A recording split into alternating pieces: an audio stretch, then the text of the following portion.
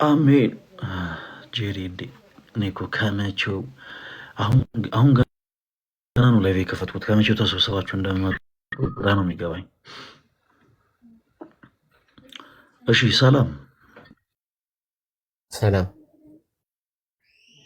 እግዚአብሔር ይመስገን። ማንን በል አለን ቢኒያም እባላለሁ። እሺ ቢኒያም፣ አይ ቲንክ አጠገብህ ሌላ ስልክ አለ መሰለኝ ላይ የተከፈተ። ከዛ ቦታ ራቅ በል እንዴ። ኮሜንት ላይ ምን ነበር የጻፍክልን ተወዳጅ ወንድማችን? አይ ዛሬ ነጠላ አለበስክም ብዬ ነው። አይ የጻፍከውን ቃል በቃል አንብበው እስኪ የጻፍከውን። ዛሬ ነጠላ አለበስክም እንደዛ ብለህ አይደለም የጻፍከው። ምንድን ነው አንብብኝ። ዛሬ ነጠላ የለም እንዴ? እሺ የምን እምነት ተከታይነት ተወዳጅ ወንድማችን ቢኒ? አይ ዛሬ ነጠላ የለም እንዴ ማለት የእምነት ተከታይ ያስጠይቃል እንዴ? ያስብላል? ጥያቄ ነው የጠየኩህ። ያስብላል ወይ አላልኩም? እመልስላለሁ። ወንድማችን ቢኒያም ምንም እኮ የሚያስቆጣና የሚያበሳጭ ነገር አይደለም። ከየት ቤተ እምነት ነው የመጣኸው? ስለማናቅህ እንተዋወቅ። ቤተ እምነት ለምሳሌ እኔ አሁን የኢትዮጵያ ኦርቶዶክስ ተዋሕዶ ቤተክርስቲያን አማኝ ነኝ። አንተስ ከየትኛው ቤተ እምነት ነው የመጣኸው?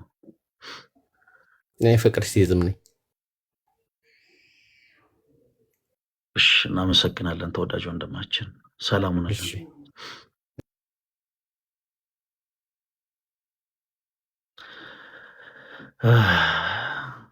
ለምንድን ነው እኔ በሽታ የሚታወቀኝ? አንዳንድ ጊዜ አሁን የሆኑ አባት አሉ የሆነ ነገር ጼና ወን ነው የሚሉ ይታወቀኛል። አንዳንድ ይሄ ነገር የሆነ ነገር በሽታ ነው የሚታወቀኝ። ኤኒዌይስ የፕሮቴስታንት እምነት ተከታይ የሆናችሁ እህቶች ወንድሞች እባካችሁ ፖዘቲቭ ሆናችሁ ለመምጣት ሞክሩ። እኛ ቤት ሁልጊዜ እንደምታውቁት በመጽሐፍ ቅዱስ ማስረጃ የሚደረጉ ሀሳቦችን ነው የምናነሳው። ስለዚህ በቻላችሁት አቅም በመጽሐፍ ቅዱስ ማስረጃ ገብታችሁ ለማውራት ብትሞክሩ ጥሩ ነው። ኔጌቲቪቲ ማንንም አልጠቀመም። ሲቀጥል በኔጌቲቭ ኢነርጂ ሀቅ ልታደርጉት የምትሞክሩት የትኛውም አይነት ሰው ሰራሽ ትምህርት የለም። ስለዚህ እባካችሁን ፕሊስ በኔጌቲቭ ኢነርጂ ባትመጡ ጥሩ ነው። በቃ ጥሩ አይደለም፣ እንዲህ አይነት ነገር ጥሩ አይደለም። ታውት ከዛ በኋላ አለ አይደለ በደንብ ከኛ ጋር በፍቅር ለማውራት ሞክሩ።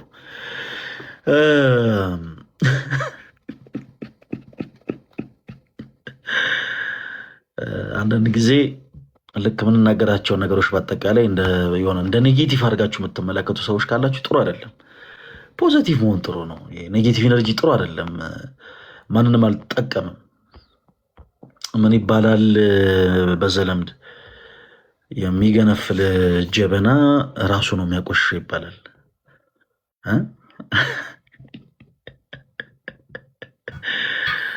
እሺ ወደ ዛሬው ውይይታችን ከመሄዴ በፊት ሶሻል ሚዲያ ላይ ስሟን ረስቼው ነው ይቅርታ። እና አንዲት እህት አይ ቲንክ ከሰሞኑ በነበረ አንድ የሽልማት ፕሮግራም ላይ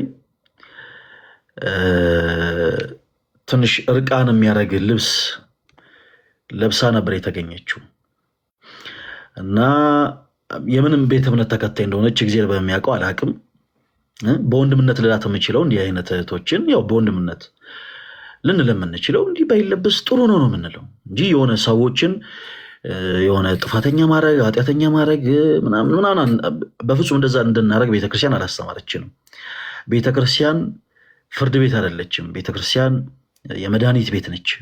ስለዚህ ሁሉም ለእያንዳንዱ እንደታመመው ህመም መድኃኒት የሚሰጥበት ቦታ እንጂ ፍርድ ቤት አይደለችም። ሰው ማንንም ላይ አንፈርድም ልላችሁ ፈልጌ ነው። እና ግን የሆነ ነገር ተመለከትኩኝ። የኔ እናት ምን ትላለች መሰላችሁ? ሁልጊዜ ስናጠፋ ከአንደኛው ባለጌ ሁለተኛው ባለጌ ትላለች። በመጀመሪያ የተሰራ ስህተት አለ። ያው አንዳንድ ጊዜ የምንም እምነት ተከታይ እንኳን ባትሆኑ ባህልን ማጉደፍ በራሱ ጥሩ አይደለም። እና እዛ ቦታ ላይ ብቻ ጀስት አንዳንድ ጊዜ ሰው እንደየፍላጎቱ የተለያየ አይነት አለባበስ ለብሶ ተገኘ። እሱ ርዕሳችን አይደለም እንዳልኳችሁ። እና ለምንድን ነው እንደዚህ አይነት ነገር ለብሰሽ የተገኘሽው ብሎ አንድ ሰው ጠይቋት ነበረ። እና ያንን ቪዲዮ አይቼ በጣም ደንግጬ ነው አሁን ዛሬ ላይቭ የገባሁት። ለምንድን ነው እንደዚህ ለብሰሽ የሄድሽው? በጣም ብዙ ኢትዮጵያውያን አዝነዋል፣ ተቀይሟል ስትባል ጌታችን ኢየሱስም ሰዎች ይቃወሙት ነበር። ጌታ ሆይ አንዳንድ ጊዜ ተው እንጂ ማለት የሆነ በድፍረት የምንሰራውን ይሄ ምድራዊ የሆነውን ነገር ለምንድን ነው ከክርስቶስ የማዳን ስራ ጋር የምናገናኘው? በምድር እያለ ጌታችን ኢየሱስም እንትን ይሉት ነበረ፣ ይቃወሙት ነበር። ጋይስ ኢማጂን ማለት ስለ እርቃን ነው እየተወራ ያለው። ወዴት ነው እየሄድን ያለ ነው? ማለት እርቃን አይነት አለባበስ ለመልበስ ይሄ ሰው ያለው ነፃ ፈቃድ ነው። ያላችሁበት ሀገርም በህገ መንግስት ደረጃ የሚፈቅድላችሁ ነገር ነው። ሰው እንደፈለገ መልበስ ይችላል። ነገር ግን ኧረ በስመ አብ የእርቃንን ልብስ ጉዳይ ከእንትን ጋር ከጌታችን ኢየሱስ ክርስቶስ የማዳን ስራ ጋር ማገናኘት ጥሩ አይደል። ይህን መልእክት ምናልባት ለእህታችን ብታደርሱ ጥሩ ነው። በቃ በመጀመሪያ ደረጃ ቀደም እንዳልኳችሁ ቤተክርስቲያን የፍርድ ቦታ አይደለችም። ይህችታችን የምን እምነት ተከታይ እንደሆነች ጌታ ባወቀን ያላቅም። ግን የምንም እምነት ተከታይ ብትሆን የትኛውም ደግሞ ቤተ እምነት እንዲህ አይነቱን ነገር እንደማያስተምራት አምሹር የትኛውም ቤተ እምነት እንዲህ አይነት የሆነን አለባበስ እንደማያስተምራት እንደማይደግፋት እርግጠኛ ነኝ። ቤተ እምነቱን የምን እምነት ተከታይ እንደሆነች ምናምን አንድ ጊዜ እናዘግየውና እንዴት እንደዚህ ትለብሻለሽ? በጣም ብዙ ኢትዮጵያን እየተቆጡ ነው፣ በጣም እያዘኑብሽ ነው ስትባል ግን የመለሰችው ምላሽ እውነት አያገባንም፣ በቃ ሰምተን እንዳልሰማ እንለፈው የሚያስብል ነገር አይደለም። ያው ጌታችን ኢየሱስ በምድር በነበረበት ሰዓት ያው ኢየሱስንም ብዙ ሰዎች ይቃወሙት ነበር። እህቴ ፕሊስ ቢያንስ ለዚህ ንግግር ብቻ አለለ እንደው ህዝቡን ታዩ እንደው ሌላው ይቀር እንደው ግን እንደው አምላክሽን እንደው ኢየሱስ ክርስቶስን የምታምኝ እህት ከሆንሽ በጌታ ኢየሱስ ክርስቶስ የምታምኝ እህት ከሆንሽ እንደው ጌታ ኢየሱስን ይቅር በለኝ ብትዩ መልካም ነው። በቃ እንደው በወንድምነት መጠየቅ የምፈልገው ነገር ያንን ነው። አንዳንድ ጊዜ ጥሩ አይደለም ይሄ ኢጎ ምናምን የሆነ ለሰዎች ጥሩ መልስ የመለስን መስሎን አንዳንድ የማይነኩ ነገሮች የምንነካ ሰዎች እባካችሁ እንጠንቀቅ ለራሳችን። እንዲህ አይነት ነገር ጥሩ አይደለም። ማለት እርቃን መልበስንና ከዛ በኋላ ስለ ኢየሱስ ክርስቶስ የማዳን ስራ ለንጽጽር ማቅረብ በራሱ የማይመስል ነገር ነው። የማይመስል ለምሳሌ አንዳንድ ጊዜ ማናነጻጽራቸው ነገሮች አሉ። ለምሳሌ አምላካችን እግዚአብሔር ቅዱስ ነው። ይሄ የእርሱ ቅድስና የባህሪው ቅድስና ነው። በቃ እግዚአብሔር በባህሪው ቅዱስ ነው። ኃጢአትን፣ በደልን፣ ጥፋትን ከእግዚአብሔር ጋር ልናነጻጽር አንችልም። ለምን? ቅድም እንዳልኳችሁ የእግዚአብሔር ባህሪ ቅዱስ ስለሆነ ማለት ነው። ለምሳሌ በተቃራኒው ደግሞ ጥንተ ጠላታችን ዲያብሎስ እሱ ርኩስ ነው፣ የሐሰት አባት ነው፣ አቡ ለሐሰት። ከዲያብሎስ ጋር ጽድቅና ቅድስናን አለረለ ለንጽጽር እንደማናቀርብ ሁሉ ለየቀል የሆኑ ነገሮችን አንዳንድ ጊዜ እንትን ባንልበት ጥሩ ነው። በጣም ብዙ አይነት መልሶችን መስጠት ይቻላል። በጣም ብዙ አይነት ሰዎች በህይወት አጋጣሚያቸው በጣም ብዙ አይነት ምላሾችን መስጠት ይችላሉ። በቻላችሁት አቅም እባካችሁ አንዳንዴ የማይነኩ ነገሮችን ባትነኩ። የማይነኩ ነገሮችን የሆነ ወደ ውይይት ከመግባታችን በፊት ይሄን ሀሳብ ትንሽ ልናገር ብዬ ነው። ልትሻም ስላለ የተወሰነ ነገር ምናልባት ቪዲዮን ካየው የተወሰነ ነገር ሀሳብ ትሰጥበታለ እና ፕሊስ እባካችሁ ይህን መልዕክት አድርሱለት። እሺ ልትሻ እንዴት አደርክ? እግዚአብሔር ይመስገን። አሁን አይቼው ሴቭ አድርጌው እንደውም ቪዲዮ ልሰራበት ስል ነው የላይቭ ሲመጣልኝ። ቆይ መጀመሪያ እዚህ ልግባ የመጣው ጨርስና እኔ ማሳብ ስጣለሁ መጨረሻ ላይ። አረ ቀጥል፣ ችግር የለውም። ገና መጀመራችን ስለሆነ ችግር የለውም። ቀጥል። እንደምን አደራችሁ ክርስቲያኖች፣ ሁላችሁንም ሰላም ብያለሁ። እግዚአብሔር አምላክ የተመሰገነ ይሁን ይህን ሰዓት ስለሰጠን። ወንድማችን ሰላም ነህ?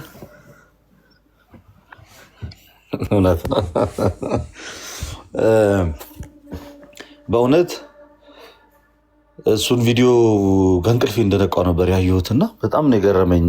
ከሞን የሚባለው ወዳጃችን ይመስለኛል ሞሳ ሌላ ልጅ ነው አንድ ጋዜጠኛ እንደዛ አይነት በጣም የተገላለጠ ልብስ በመልበስሽ ምክንያት ብዙዎቹን ቅር አሰኝተሻል ሲላት ከክርስቶስ ኢየሱስ ጋር ክርስቶስንም ብዙ ሰው ይተቸው ነበር። እንዴ ማለት ክርስቶስን ብዙ ይተቸው ነበረ። እንዴት ከክርስቶስ ጋር ይህን ታገናኛለች ብሎ ጭራሽ ይጠይቃል። እኔንም ልክ እንደዛው ብዙ ሰው የተቸኝ። ክርስቶስን ብዙ ሰው የተቸው ለምንድን ነው? ንጹሕ ስለነበር፣ ቅዱስ ስለነበር፣ ሩህሩህ ስለነበር፣ ስለማያዳላ፣ ጥፋተኛ ስላልነበር፣ የሰውን ነውር ስለሚሸፍን፣ የዛችን ዝሙተኛ ሴት እግሩ ስር አምጥተው ሲጥሏት የወቀሱት እኮ ለምንድን ነው? ኃጢአቷን ስለሸፈነ ይቅር ስላለ። ክርስቶስ የሰውን ኃጢአት ስለሸፈነ ይቅር ስላለ ቸር ስለሆነ ታጋሽ ስለሆነ ነው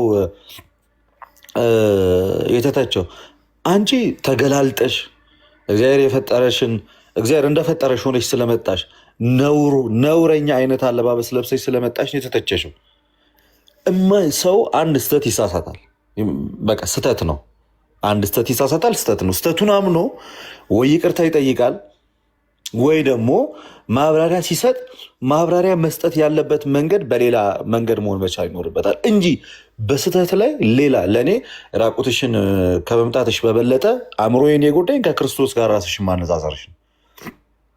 ትልቁን የረበሸኝ ነገር እሱ ነው። እና ክርስቶስ ይተች ነበር። እና ክርስቶስ እኮ ራቁቱን ቀራኒው ላይ ተሰቅሎ እኮ የተተቸው እኮ ለሰው ልጆች መዳን ሲል እንጂ የሰይጣን ማደሪያ ሆኖ መጥቶ ነው እንዴ? ሎቱ ስብሐት። ሰው እንዴት ሲሳሳት እንኳን የሆነ ትንሽ ደንገጥ ብሎ አይሳሳትም? እንዴት ወይ ካላወቅሽ አለማውራት ስለ እግዚአብሔር ቃል። እኔ አሁንም ክርስቶስ ኢየሱስ ይቅር ይበልሽ ነው የምለው። በመቼስ ክርስቲያን ናት እና ክርስቲያን ናት። እንደው እግዚአብሔር አምላክ የምሕረት አምላክ ነው፣ የይቅርታ አምላክ ነው። የብዙዎቻችንን ጉድ ሸፍኗል፣ የብዙዎቻችን ኃጢአት ሸፍኗል። በቃ ተሳስቻለሁ፣ ልክ አይደለም ወይ ደግሞ ማብራሪያም እኔ አለባበሴ እንደዚህ ነው፣ በእንደዚህ አይነት መንገድ ነው በቃ ምለብሰው እና አያገባችሁ፣ መብቴ ነው። በቃ ይሄ አንዱ ራሱን የቻለ ኳሊቲ ነው። በቃ በራሷ መንገድ መብቴ ነው፣ ማንም እንዳይናገረኝ ብላ መናገር ትችላለች። ግን ኃጢአቷን ለመሸፈን ሌላ ኃጢአት መስራት ደግሞ ልክ አይደለም። የተሳሳተች ስህተት ለመሸፈን ወደ ክርስቶስ ኢየሱስ ማላከክ ማለትን ማለት ነው። እሱንም ሰው ይቃወመው ነበር። እቺ ልጅ እኮ ራሷን ያወዳደረችው እንኳን እኮ በማወቅም ሆነ ባለማወቅ ከክርስቶስ ጋር ነው። እሱም ተተችቷል፣ እኔም ተተችቻለሁ። ስለዚህ ይሄ ኖርማል ነው እያለች ያለችው እኮ በአንድ ወንበር እኮ እየተቀመጠች ነው እኮ ከጌታ ጋር። እውነት ዝም ብለን ስናስበው ማለት ነው። እንዴት ያለ ድፍረት! እውነት አለማወቅ አንዳንዴ በጣም ደፋር ያደርጋል ይላሉ አባ ገብረ ኪዳን። እውነታቸውን ነው። አለማወቁ በጣም ደፋር ነው የሚያደርገው። ትዕቢት ደግሞ በጣም መጥፎ ነው። በስመ አብ። ትዕቢትም በጣም በዛው ልክ ደፋር ያደርጋል። ሌላ አይነት ማብራሪያ ብሰጥ ትችል ነበር። ክርስቶስ አይሁዳውያን የተቃወሙት ለምንድን ነው? የእግዚአብሔር ልጅ ነኝ ስላለ አንድ፣ ራሱን የእግዚአብሔር ልጅ ነኝ ይላል። ለምንድን ነው የተቃወሙት? በሰንበት ሰው ስለፈወሰ ሁለት። ለምንድን የተቃወሙት? 5,000 የሚያህል ህዝብ በሁለት ዓሳና በ5 እንጀራ ስለመገበ እና 12 መሶብ ስለተረፈ የተቃወሙት። አንቺን ለምንድን ነው ሰው የተቃወመሽ? ሰይጣናዊ የሆነ አለባበስ ለብሰሽ ስለመጣሽ፣ ኃጢአትን ዝሙትን የሚያበረታታ አይነት ልብስ ለብሰሽ ስለመጣሽ፣ ለብዙ ሰዎች መሰናክል ስለሆንሽ፣ በከበረ ስጋሽ እግዚአብሔር ሳይሆን ሰይጣን እንዲከብር ስላደረግሽ ነው ሰው የተቃወመች፣ ሌላ አይደለም። ሃይማኖት ያለውም የሌለውም ሰው እኮ ነው የተቃወማት እኮ ይህች ልጅ። ኦርቶዶክስ ብቻ ሃይማኖት ያለውም የሌለውም ሰብአዊነት የሚሰማውም በህገ ልቦና የሚመራውም እንዲሁ በልቡ ሲያስበው ይሄ ነገር ልክ አይደለም ብሎ የሚያስብ ሰው ሁሉ ነው የተቃወማት። ሃይማኖተኛው ብቻ ሃይማኖት ያለው ሰው ብቻ አለም እኮ የተቃወማት። ድፍን ሰው ሙሉ ለሙሉ ሲቃወምህ ቆማ አትልም። እውነት ሰርተ ሰው ቅዱስ አትናቴዎስ ከዚህ በፊት አትናቴዎስ ዓለም ሁሉ እኮ ተቃወመ፣ ዓለም ሁሉ እኮ ጠላ፣ ምን ታደርጋለህ ሲሉት እኔ ዓለምን አስቀድሜ ጠልቼዋለሁ። ዓለም ሁሉ የጠላውና የተቃወመው አትናቴዎስን እውነትን ስለተናገረ ነበር፣ ክርስቶስ ኢየሱስ አምላክ ነኝ ስላለ ነው። አንቺ ግን ዛሬ ዓለም ሁሉ የተቃወመሽ፣ ዓለም ሁሉ እንደዛ የገፋሽ ነውር የሆነ ነገር ስላደረግሽ ነው።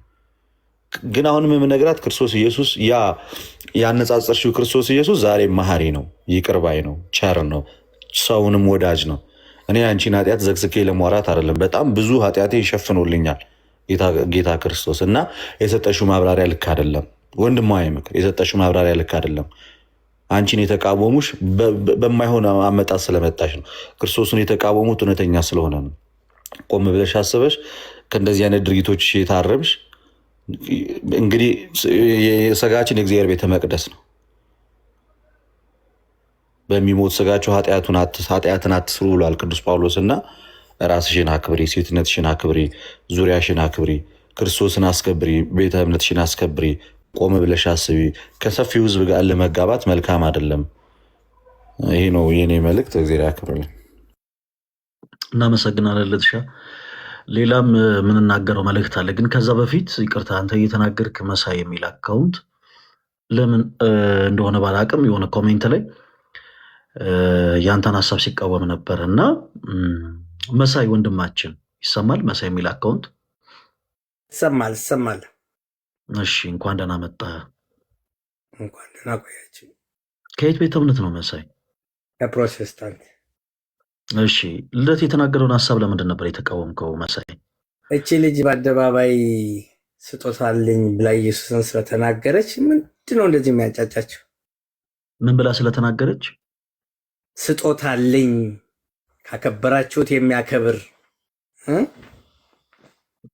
ከተዋችሁት ከናቃችሁት የሚያዋርድ ስለተናገረች ምንድነው ጥፋቱ? መሳይ ስለምንድን እየወራን እንደነበረ ግን በደንብ ሰምተህናል? ከይቅርታ ጋር እሺ፣ አልሰማሁም። ልስማ እኮ አልሰማሁም። ልስማ ሳይሆን የሚባለው ሳትሰማ ስለተናገሩት ይቅርታ ነው የሚባለው። ዙሪያ አይደለም የምታወሩት? ዙሪያ አይደለም የምታወሩት? ጴንጤ ማለት ይሄ ነው በቃ። በማስተዋል ዙሪያ አይደለም የምታወሩት? አንድ ቆይ ሚዩት አድርግልን መሳይ። ጴንጤ ማለት መገለጫው ይሄ ነው። ሳይሰማ ለመመለስ ይሮጣል፣ ሳያዳምጥ ለመናገር ይቸኩላል። ስለምን እንደተወራ እንኳን ምንም ነገር አያውቅም። ምንም ኧረ እኔ አታያይዘ መሳይ ሰላማዊ ላይ መሳይ አይደለም። ምን አለ መሰለህ ቸኮልክ እንጂ ስለዛ ነገር እያወራን አይደለም። እንዲህ ስንል ደግሞ አሁን ለምሳሌ አንተ ያልካትም ሌላ እህት የተናገራቻቸው ንግግሮች ትክክል ናቸው ብለን እናምናለን ማለት አይደለም። ግን በመጀመሪያ ልክ ስትገባ አለ አይደለ፣ ቢቻል መስማት ጥሩ እኮ ነው አይደል? ከመናገር በፊት የሆኑ ነገሮችን ሰምተህ ከዛ በኋላ ለመናገራቸው ሀሳቦች ደግሞ ምላሾችን መስጠት ይችላል። መብት ነው። ተወዳጅ ወንድማችን መሳይ እና ፕሊስ እባክህ ሌላ ጊዜ ስትገባ ስለምን እየወሩ ነው፣ ስለማን እየወሩ ነው የሚለውን ነገር መስማት መልካም ነው። አንዳንዴ ምን ያለበት ዝላይ አይችልም ይባላል። አንተም የሆነ ነገር እያለ ስለሆነ የገባኸው ልደት የሆነ ነገር ሲናገር ስለሆነ ሰው እየወራ ነው ብለህ ነው አንተም በቃ ራስን ያሳመንከው እና ብትሰማ መልካም ነው። እዚሁ ገስ ላይ ጠብቀንና ሌላ የምናነሳቸውን ሀሳቦች ሰምተህ ሀሳብ ትሰጣለህ። እሺ ለትሻ በጣም ነው የምናመሰግነው ተወዳጅ ወንድማችን። ለዚህ ቼታችን እዚህ ውስጥ ያላችሁ ቶች ወንድሞች፣ እኔ ስሟ ማን ነበረ? ፕሊስ እባካችሁን ስሟን ስለረሳሁት ነው። ኢቫን። እሺ ኢቫን እና ተወዳጅ እህታችን ኢቫን ምንድነው የአንቺ አመለካከት ምንም አይነት አመለካከት ሊሆን ይችላል። የአንቺ አስተሳሰብ ምንም አይነት አስተሳሰብ ሊሆን ይችላል። ግን ያው እኛ ወንድሞች ደግሞ በጌታ ፍቅር የምንለምንሽ ነገር ምንድን ነው?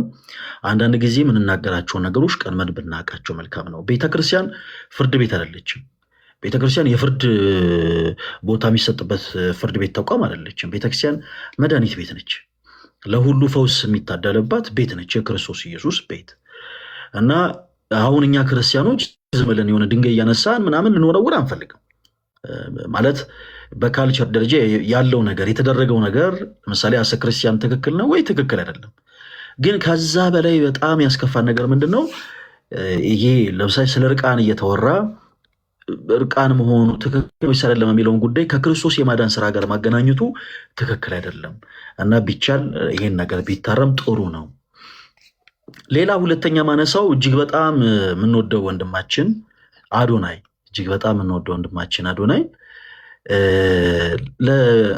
እንዴት ነው መሰላችሁ? በቤተክርስቲያን ውስጥ ክርስቲያኖች ሁላችሁም በደንብ አዳምጡ እሺ። በቤተክርስቲያን ውስጥ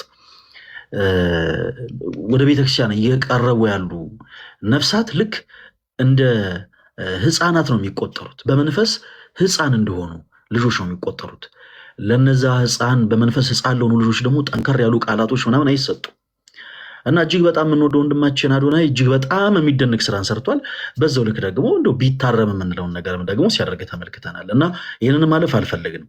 እንዲህ ስንል ይሄ ዝም ብለን አሁንም ድንጋይ እያነሳን እየወረወርን ምናምን አይደለም። እሺ ጋይስ፣ ከሁሉ በላይ እንዲህ ባለ ቦታ ላይ የአምላክን እናት የክርስቶስን እናት የመድንን እናት ድንግል ማርያምን ስሟን ጠርቶ ሰዎች የእሷ ስም ሲጠራ በጣም ቅርብ በሚሰኙበት ዘመን የእሷን ስም መጥራት በሚያሳፍርበት ዘመን እጅግ በጣም በኩራት ማርያም የሚለውን ስም እየጠራ ስለ ክርስቶስ እናት፣ ስለ ኢየሱስ እናት፣ ስለ ድንግል ማርያም በመመስከሩ እጅግ በጣም ተደስተናል። በእውነት ይሄ ሰማዕትነት ነው። ሰማ ማለት የግዕዝ ቃል ነው። ወደ አማርኛ ሲተረጎም መሰከረ ማለት ነው እና በጣም ልናደንቀው የሚገባ ወንድማችን ነው። እግዚአብሔር ያክብረው። አሁንም እናታችን ቅድስት ድንግል ማርያም ከኃጢአት በስተቀር የልብህን መሻት ትፈጽምልህ። ሌላው ከፍቅር የተነሳ ግን አንድ የተሰራ ስህተት ነበረ። ከጥፋት እንዳልሆነ እንረዳለን። ያ ምንድን ነው? እንግዲህ በዋዜማው ዕለት በነጋታው የእመቤታችን ክብረ በዓል ነው። ጽዮን ማርያም ንግስ ነው። በ20 የነበረበት ቦታ ማሸነፉን አስመልክቶ ሰለብሬት እያደረገ ነበር። ያው ከጓደኞቹ ጋር ተሰብስቦ በጣም የሆነ ቦታ ላይ ያው ሲዝናኑ ሲደሰቱ ነበር። ከዛ በኋላ ግን በበነጋታው ወዲያው ያምን ልብስ ሳይቀየር ደግሞ ከእንደገና አክሱም ጽዮን ቤተ መቅደስ ደግሞ ገብቶ ነበር ወንድማችን እና አዶኒ ወንድማችን ይህንን ያደረግከው ከድፍረት እንዳልሆነ እናውቃለን። ይህንን ያደረግከው ከጥፋት እንዳልሆነ እናውቃለን። ካለ ፍቅር የተነሳ ነው። ግን ይሄ መልእክት ለእሱ ብቻ ሳይሆን ለሌሎቻችሁም ወንድሞች እጅግ በጣም እንደው ለክርስቶስ ልዩ ፍቅር ላላችሁ ወንድሞች፣ ለክርስቶስ እናት ለድንግል ማርያም ልዩ ፍቅር ላላችሁ ወንድሞች ይሄ መልእክት ይድረስ ለሁላችሁም። አንዳንዴ ለድነት ተብሎ ቅስፈት አለ፣ ብንጠነቀቅ። ያው የክርስቶስ መቅደስ ውስጥ ስንገባ አንዳንድ እንደ ክርስቲያን መጠንቀቅ ያሉብን ነገሮች አሉ። ምንድን ናቸው ተብሎ መቼም እዚሁ ላይ አይነገርም አይደለ? ያው ሁላችሁም ታውቃላችሁ። አንዳንድ ጊዜ አስፈላጊውን ጥንቃቄ ብናደርግ፣ ለምሳሌ እንደ ነገ ቤተክርስቲያን የሚገባ ሰው እንደ ዛሬ ማድረግ ያለባቸው ነገሮች አሉ፣ መጠንቀቅ ያለባቸው ነገሮች አሉ። ሰው ከነፍስ ድፋምነት ስሜት ለመንጻት ነው ወደ መቅደስ የሚገባው፣ ወደ ቤተክርስቲያን የሚገባው እና በቻላችሁት አቅም እንዲህ አይነት ነገሮችን ጥንቃቄ ነው። ለሌላው ጊዜ እርማት ነው፣ ችግር የለውም። ተወዳጅ ወንድማችን አዶናይ እጅግ በጣም ልቡ ያስታውቃል። ለቤተክርስቲያን ያለው ቀናይነት፣ አገልጋዮችን የሚያከብርበት መንገድ ያስታውቃል። እንኳን የቤተክርስቲያን አገልጋዮችን ይቀርና ታናናሽ የሆኑትን ሰዎች የሚያከብር ወንድም ነው።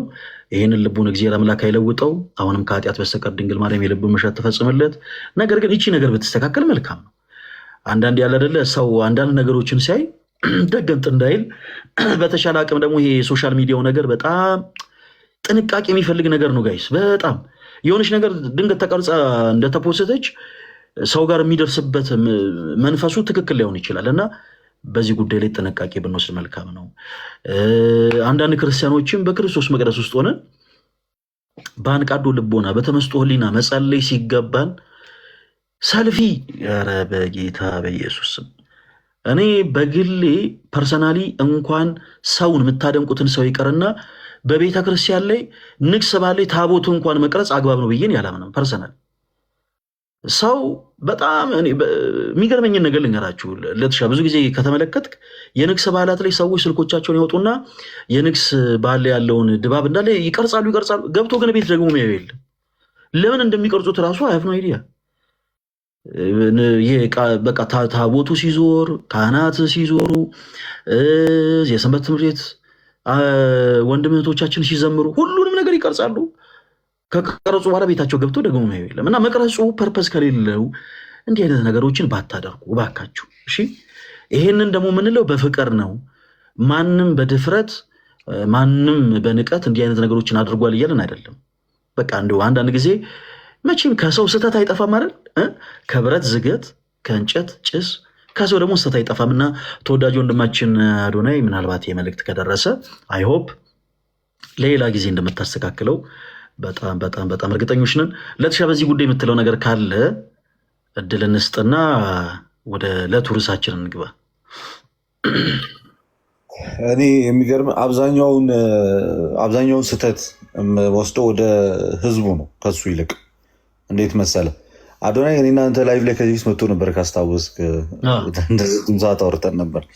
እሱ ብዙ ከልብ ንጹህነት የተነሳ ቤተክርስቲያን መውደድ ያህል ስርዓቱ፣ ህጉ፣ እያንዳንዱን ነገር አያውቅም። በቃ አሁን እሱ የታየው ይህ ስኬት ስለተሳካለት በቃ ካሁን ከሆነ ሂጅ ያመስግኛት ነው።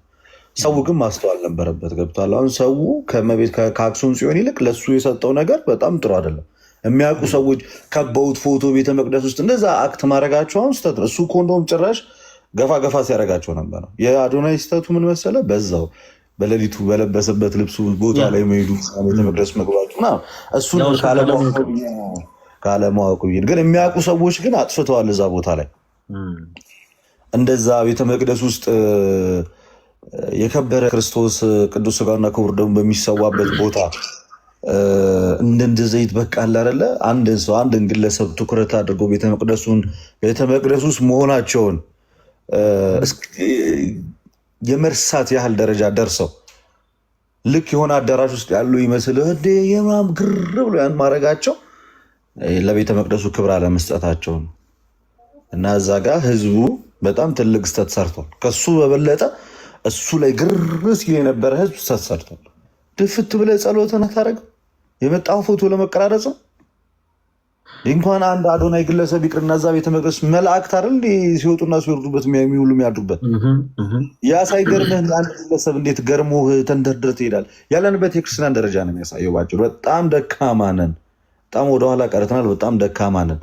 ይታይ ለክርስቶስ ኢየሱስ ቅዱስ ሥጋና ክቡር ደም እንኳን እንደዛ ሰው ይቀዳደማል። ከአዶናይ ጋር ፎቶ ለመነሳት ሰው እንደተራራጠ በዛ ቤተ መቅደስ ውስጥ ያ በጣም ትልቅ ነውር ነው እና በቀጣይ ይህን ነገር ቢያስተካክሉ ተው። ቦታ መለየት ያስፈልጋል። ውጭ ላይ ቢሆን ምንም ችግር የለም። ቤተ መቅደስ ውስጥ ትልቅ ስተት ነው የሰሩት ሰዎቹ ለማለት ነው። ግን እንኳን እግዚአብሔር ረዳው እመቤታችንን በጣም ከፍ ስላደረጋት ደስ ብሎናል።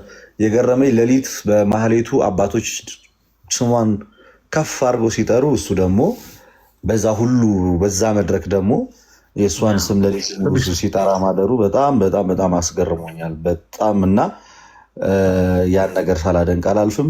ይሄን ነገር ካነሳ ነው ግን ከማስተዋል ጋርም ከሌሎቹ ጋር ተያይዞ ባለው ጉዳይ አውርተን ብንሄድ ጥሩ ይመስለኛል።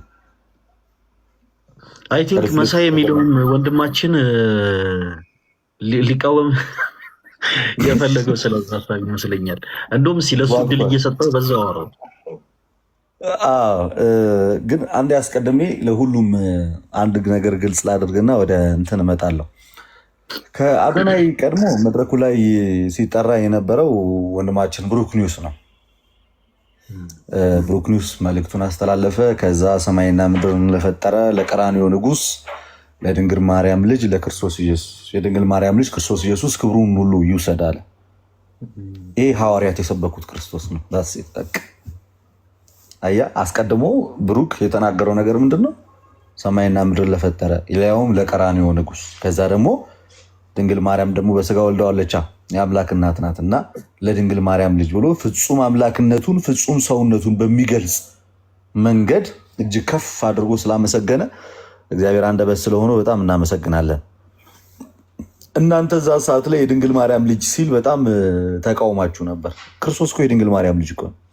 እናንተ እኮ በፍጹም ሰውነቱ ስለማታምኑ እኮ ነው። በፍጹም ሰውነቱ ስለማታምኑ የድንግል ማርያም ልጅ ኢየሱስ ሲባል በጣም ብዙ ጴንጤዎችን ያንቀጠቅጣል። እኛ ግን ፍጹም ሰውነቱን ስለምንቀበል ምን ይላል ወንጌል ሲናገር የዮሐንስ ወንጌል ምዕራፍ 1 ቁጥር 14 ላይ ቃልም ስጋ ሆነ ጸጋና እውነትን ተመልቶ በኛ አደረ። ስጋ የሆነው ከንጽሕተ ንጹሐን ከቅድስተ ቅዱሳን ከድንግል ማርያም። ስለዚህ እኛ ከአንደበታችን አይጠፋም የድንግል ማርያም ልጅ ብለን ሁሌም እንጠራዋለን። እናንተ ግን የድንግል ማርያም ልጅ ሲባል የሚያንዘረዝራችሁ ክርስቶስን በፍጹም ሰውነቱ ወይም ከድንግል ማርያም የእውነት ስጋ ነስቶ ተወልዷል ብላችሁ ብዙ ጊዜ ስለማታምኑ ነው። እና ስለዚህ ብሩክ በጣም ብልህ ሰው ነው። በጣም ነው ደስ ያለኝ። ልክ የተማረ አንድ ሊቅ እግዚአብሔርን ሲያመሰግን በሚያመሰግንበት ደረጃ ፍጹም አምላክነቱን እና ፍጹም ሰውነቱን እና ደግሞ የማዳኑንም ስራ ጭምር መስክሯል። ልብ ብላችሁ አስቡ። ምን አለ መጀመሪያ ሰማይና ምድር የፈጠረ ሲል ይህ ፍጹም አምላክነቱን ያሳያል። የቀራንዮ ንጉሥ ሲል ስለ ብዙዎች ኃጢአት ሲል ዓለምን ለማዳን በእንጨት መስቀል ላይ እጆቹ ጫፍና ጫፍ ተወጥረው በችንካር ዓለምን ማዳኑን መሰከረ። እዛ ጋር ቀጠል አለና ደግሞ ዓለምን ያዳነው ይሄ አለ እንዳይገርማቸዋል ከድንግል ማርያም በስጋ የተወለደው ጌታ ነው ብሎ ክብሩን ደግሞ መልሶ ለሱ ሰጠ። እመቤታችን የአምላክ እናት መሆኗን እዛ ጋር ከፍ አድርጎ አሳየን። ቀጥሎ ደግሞ የክብር ሁሉ ባለቤት ክብር የሚገባው ክርስቶስ ኢየሱስ መሆኑን ደግሞ ተናገረ። አስቀድሞ አምላክነቱን የዓለም ቤዛ መሆኑን መድኃኒትነቱን እመቤታችን ደግሞ የአምላክ እናት መሆኗንና እና ደግሞ ክብር ሁሉ ደግሞ ለእሱ እንደሚገባው ተናገረ። ይህ ከአንድ ከተማረ ኦርቶዶክስ የሚጠበቅ ንግግር ነው። ስለዚህ እናመሰግነዋለን። የማስተዋልን ኢየሱስ ግን እኛ አንፈልገው፣ አንቀበልም። አንቺ የተናገርሽው ለምን ሐዋርያት ያልሰበኩት አናውቀውም። እኔ የጴንጤን ኢየሱስ መቼም አላውቀውም። በየትኛውም መድረክ ሚሊዮን ህዝብ ተሰብስበው ቢያወሩ እሱ እውነተኛ ክርስቶስ አለ፣ ሐሰተኛው ክርስቶስ ከነማስረጃው ነው የምነግራቸው። እኛ ብሩክ ኒውስ የተናገረው ክርስቶስ ኢየሱስ ሐዋርያት የሰበኩት ክርስቶስ፣ ማስተዋል የተናገረችው ክርስቶስ ግን ሐሰተኛው ክርስቶስ ተብሎ የተነገረው ብዙዎችን ያስታል ተብሎ የተነገረው ሐሰተኛው ክርስቶስ ወይንም ደግሞ እኛ ከሰበክንላችሁ ውጪ የሰማይ መላእክት እንኳን ቢሰብኩለት የተረገመ ይሁን የሚያስብለውን ሐዋርያት ከሰበኩት ውጪ የሚነገረውን ኢየሱስ ስለሆነ አናውቀውም። ስለዚህ እሱን ስለማናውቀው አንቀበለውም። ምን የሚለውን ስታከብረው የሚያከብር ስታዋርደው የሚያዋርድ እኛ እሱን አናውቅም። ስታከብረው ያከብራል፣ ዝቅ ስታደርገውም በፍቅር ከአንተ ጋር ዝቅ የሚል አምላክ፣ ስትቀየሙ የሚቀየም አምላክ የለም። እንደዚህ አይነት አምላክ የለም። ስታወራው የሚያወራ ዝም ትለው ዝም የሚል እንደዚህ አይነት አምላክ የለም። እና እሱን እኛ አናውቀውም። እኛ የምናውቀው የትኛውን መሰላችሁ? ሰማይና ምድር የፈጠረውን ከሰማያ ሰማያት ወርዶ ሰው እስከመሆን ድረስ የቀረበን በፍጹም ሰውነቱ ከኛ ጋር አንድ የሆነ በፍጹም መለኮቱ ከአባቱ ጋር አንድ የሆነ ትሁት ጌታ፣ ሲሰድቡት ዝም፣ ሲገርፉት ዝም፣ ሲያዋርዱት ዝም ብሎ በዝምታው ዓለምን ከጨለማ ወደ ብርሃን ያመጣት የአብ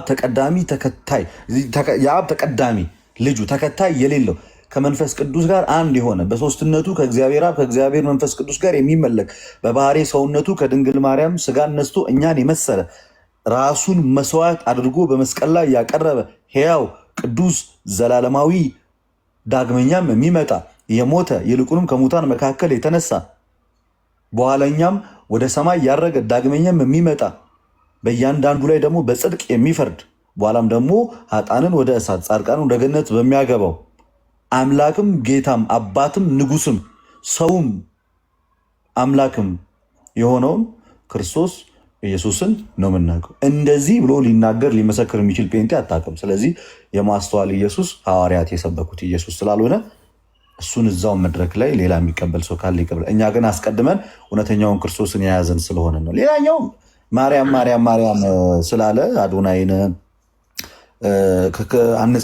አዶናይን በጣም የተቃወሙ ግለሰቦች ነበሩ፣ ፕሮቴስታንቶች ሲያንዘረዝራቸው ነበር።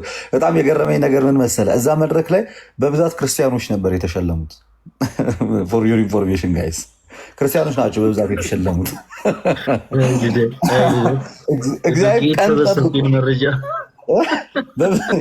በብዛት ክርስቲያን፣ ብሩክ ኒውስ ክርስቲያን ነው፣ ዶክተር አብይ ክርስቲያን ነው፣ አዶናይ ክርስቲያን ነው፣ ጃኒ ክርስቲያን ናት። በብዛት አብዛኞቹ ኦርቶዶክሳውያን ክርስቲያኖች ናቸው የተሸለሙት አብዛኞቹ። ስለዚህ እግዚአብሔር ከኛ ጋር ነበር እና እኛ ሲጀመር ከጴንጤ ጋር ልንፎካከር አንችልም። ለመፎካከር እኮ የሆነ ሌቭል ትንሽ መቀራረብ አለብን። ቀጡ ስለሌለ ለአንተ እድል እንሰጥሃለን። ሲሆን መግባታቸው ነው የሚገርመኝ። ቆይ እድል እንሰጥሃለን መሳይ። ቆይ አሁን ታገስና እድል እንሰጥሃለን። ለአንተም እንድትናገር እድል እንሰጥሃለን። ያስገባን እንድታወራ ነው። እሺ የሚገርምህ ከዚህ ቀድሞ ማለት ነው። ከዚህ ቀድሞ ምን ሆነ መሰለ? ያለፈው ዓመት ላይ አሁንም ሙሴ እንግዲህ እግዚአብሔር አምላክ ወደ ቤቱ እንዲያገባው ምኞቴ ነው። ካለበት ነገር ወደ ቤተሰቦቹ እንዲቀላቅለው ምኞቴ ነበር።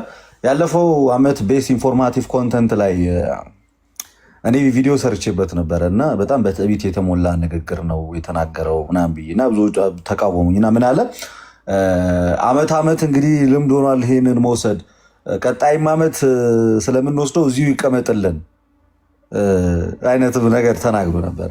ሃትሪክ እንሰራለን ዓመት እንግዲህ ልምድ አድርገነዋል፣ ቀጣይም ዓመት ስለምንወስደው ያው ግን እነሱ ጋር ይቀመጥልን ብለን ነው ኖ እነሱ ጋር አይቀመጥልም። የሚቀመጠው በህዝቡ ልብ ውስጥ ነው። ህዝቡ ከዛ ትክክለኛውን ሰው መረጠና የእግዚአብሔር ስም ከፍ ብሎ ተመስግኖ ወሰድን ማለት ነው። እና አንዳንዴ ትዕቢት በጣም ጥሩ አይደለም። ትዕቢት በጣም ሲወጥራ አወዳደቅ መጥፎ ነው የሚሆነው። ፕሮቴስታንት ወንድሞቻችን ከሚቸገሩበት ዋነኛው ነገር በጣም ክፉ ትዕቢት አለ በውስጣቸው። እልህ ውስጥ ገቡ ከኦርቶዶክሳውያን ጋር በፍጹም የማትችሉት ነገር ማለት ነው። እኛ እኮ ደጋፊያችን እኮ እግዚአብሔር ነው። የኃይል ምንጫችን ክርስቶስ እኮ ነው። ኃይላችን እኮ ቤተክርስቲያን ናት። ከኛ ጋር ጭራሽ መጋፋት አይቻልም። በቃ በተጋፋ ቁጥር ራስ ወደ ታች ትወድቃለህ እንጂ ክርስቲያኖችን ማሸነፍ አትችልም። በጣም መጋፋት ከሌለባቸው አካላት ጋር ነው እየተጋፋችሁ ያላችሁት እና መድረኩንም ሃይማኖታዊ መድረክ ለማድረግ ሞከራችሁ። ግን የእኛ ክርስቲያኖች የረዳቸውን አምላክ ብቻ በንጹህ ልብ አመስግነው። አሁን አዶናይ ጴንጤ ይወደዋል፣ ኦርቶዶክስ ይወደዋል፣ ሁሉም ይወደዋል።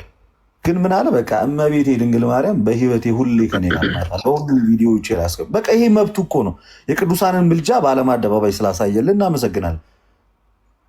እነሆ ከዛሬ ጀምሮ ትውልድ ሁሉ ብፅዕት ይሉኛል የሚለውን በምስክርነት ሰጠ። እመቤታችን ስሟ ሲጠራ ውስጡ የሚንቀጠቀጥ የሚንዘፈዘፍ ከሆነ ከመንፈስ ቅዱስ የራቀ ነው። እኛ ግን በኤልሳቤጥ በኩል ስለሆነ እነሆ የሰላምታሽን ድምፅ በሰማው ሰዓት ላይ በሰማ ሰዓት ጽንሱ በማህፀኔ ውስጥ በደስታ ዘለለ፣ በኤልሳቤጥም መንፈስ ቅዱስ ሞላባት የሚል ንግግርን ነው እኛ የምናውቀው። አዋርድ እኮ ለክርስቲያን ምኑም አይደለም። የዘላለም ሕይወት እኮ ያለን አማኞች እኮ ምን ሆናችሁ? አዋርድ እኮ ለእኛ ምኑም አይደለም እኮ ለእናንተ ነው እንጂ አዋርዱ ለእኛ ያን ያህል ምንም አይደለም። ግን እግዚአብሔር ይክበር ይመስገን። እመቤታችን በለተቀና በማህሌቱም ተመሰገነች። ስሟ ሊጠራ አይችልም ተብሎ በሚታሰብበት ቦታ ላይ ወደድክም ጠላህም ጸጥ ብለህ ማርያም ማርያም ሲባል ጸጥ ብለህ ሰምተሃል እና በጣም ነው ደስ ያለኝ።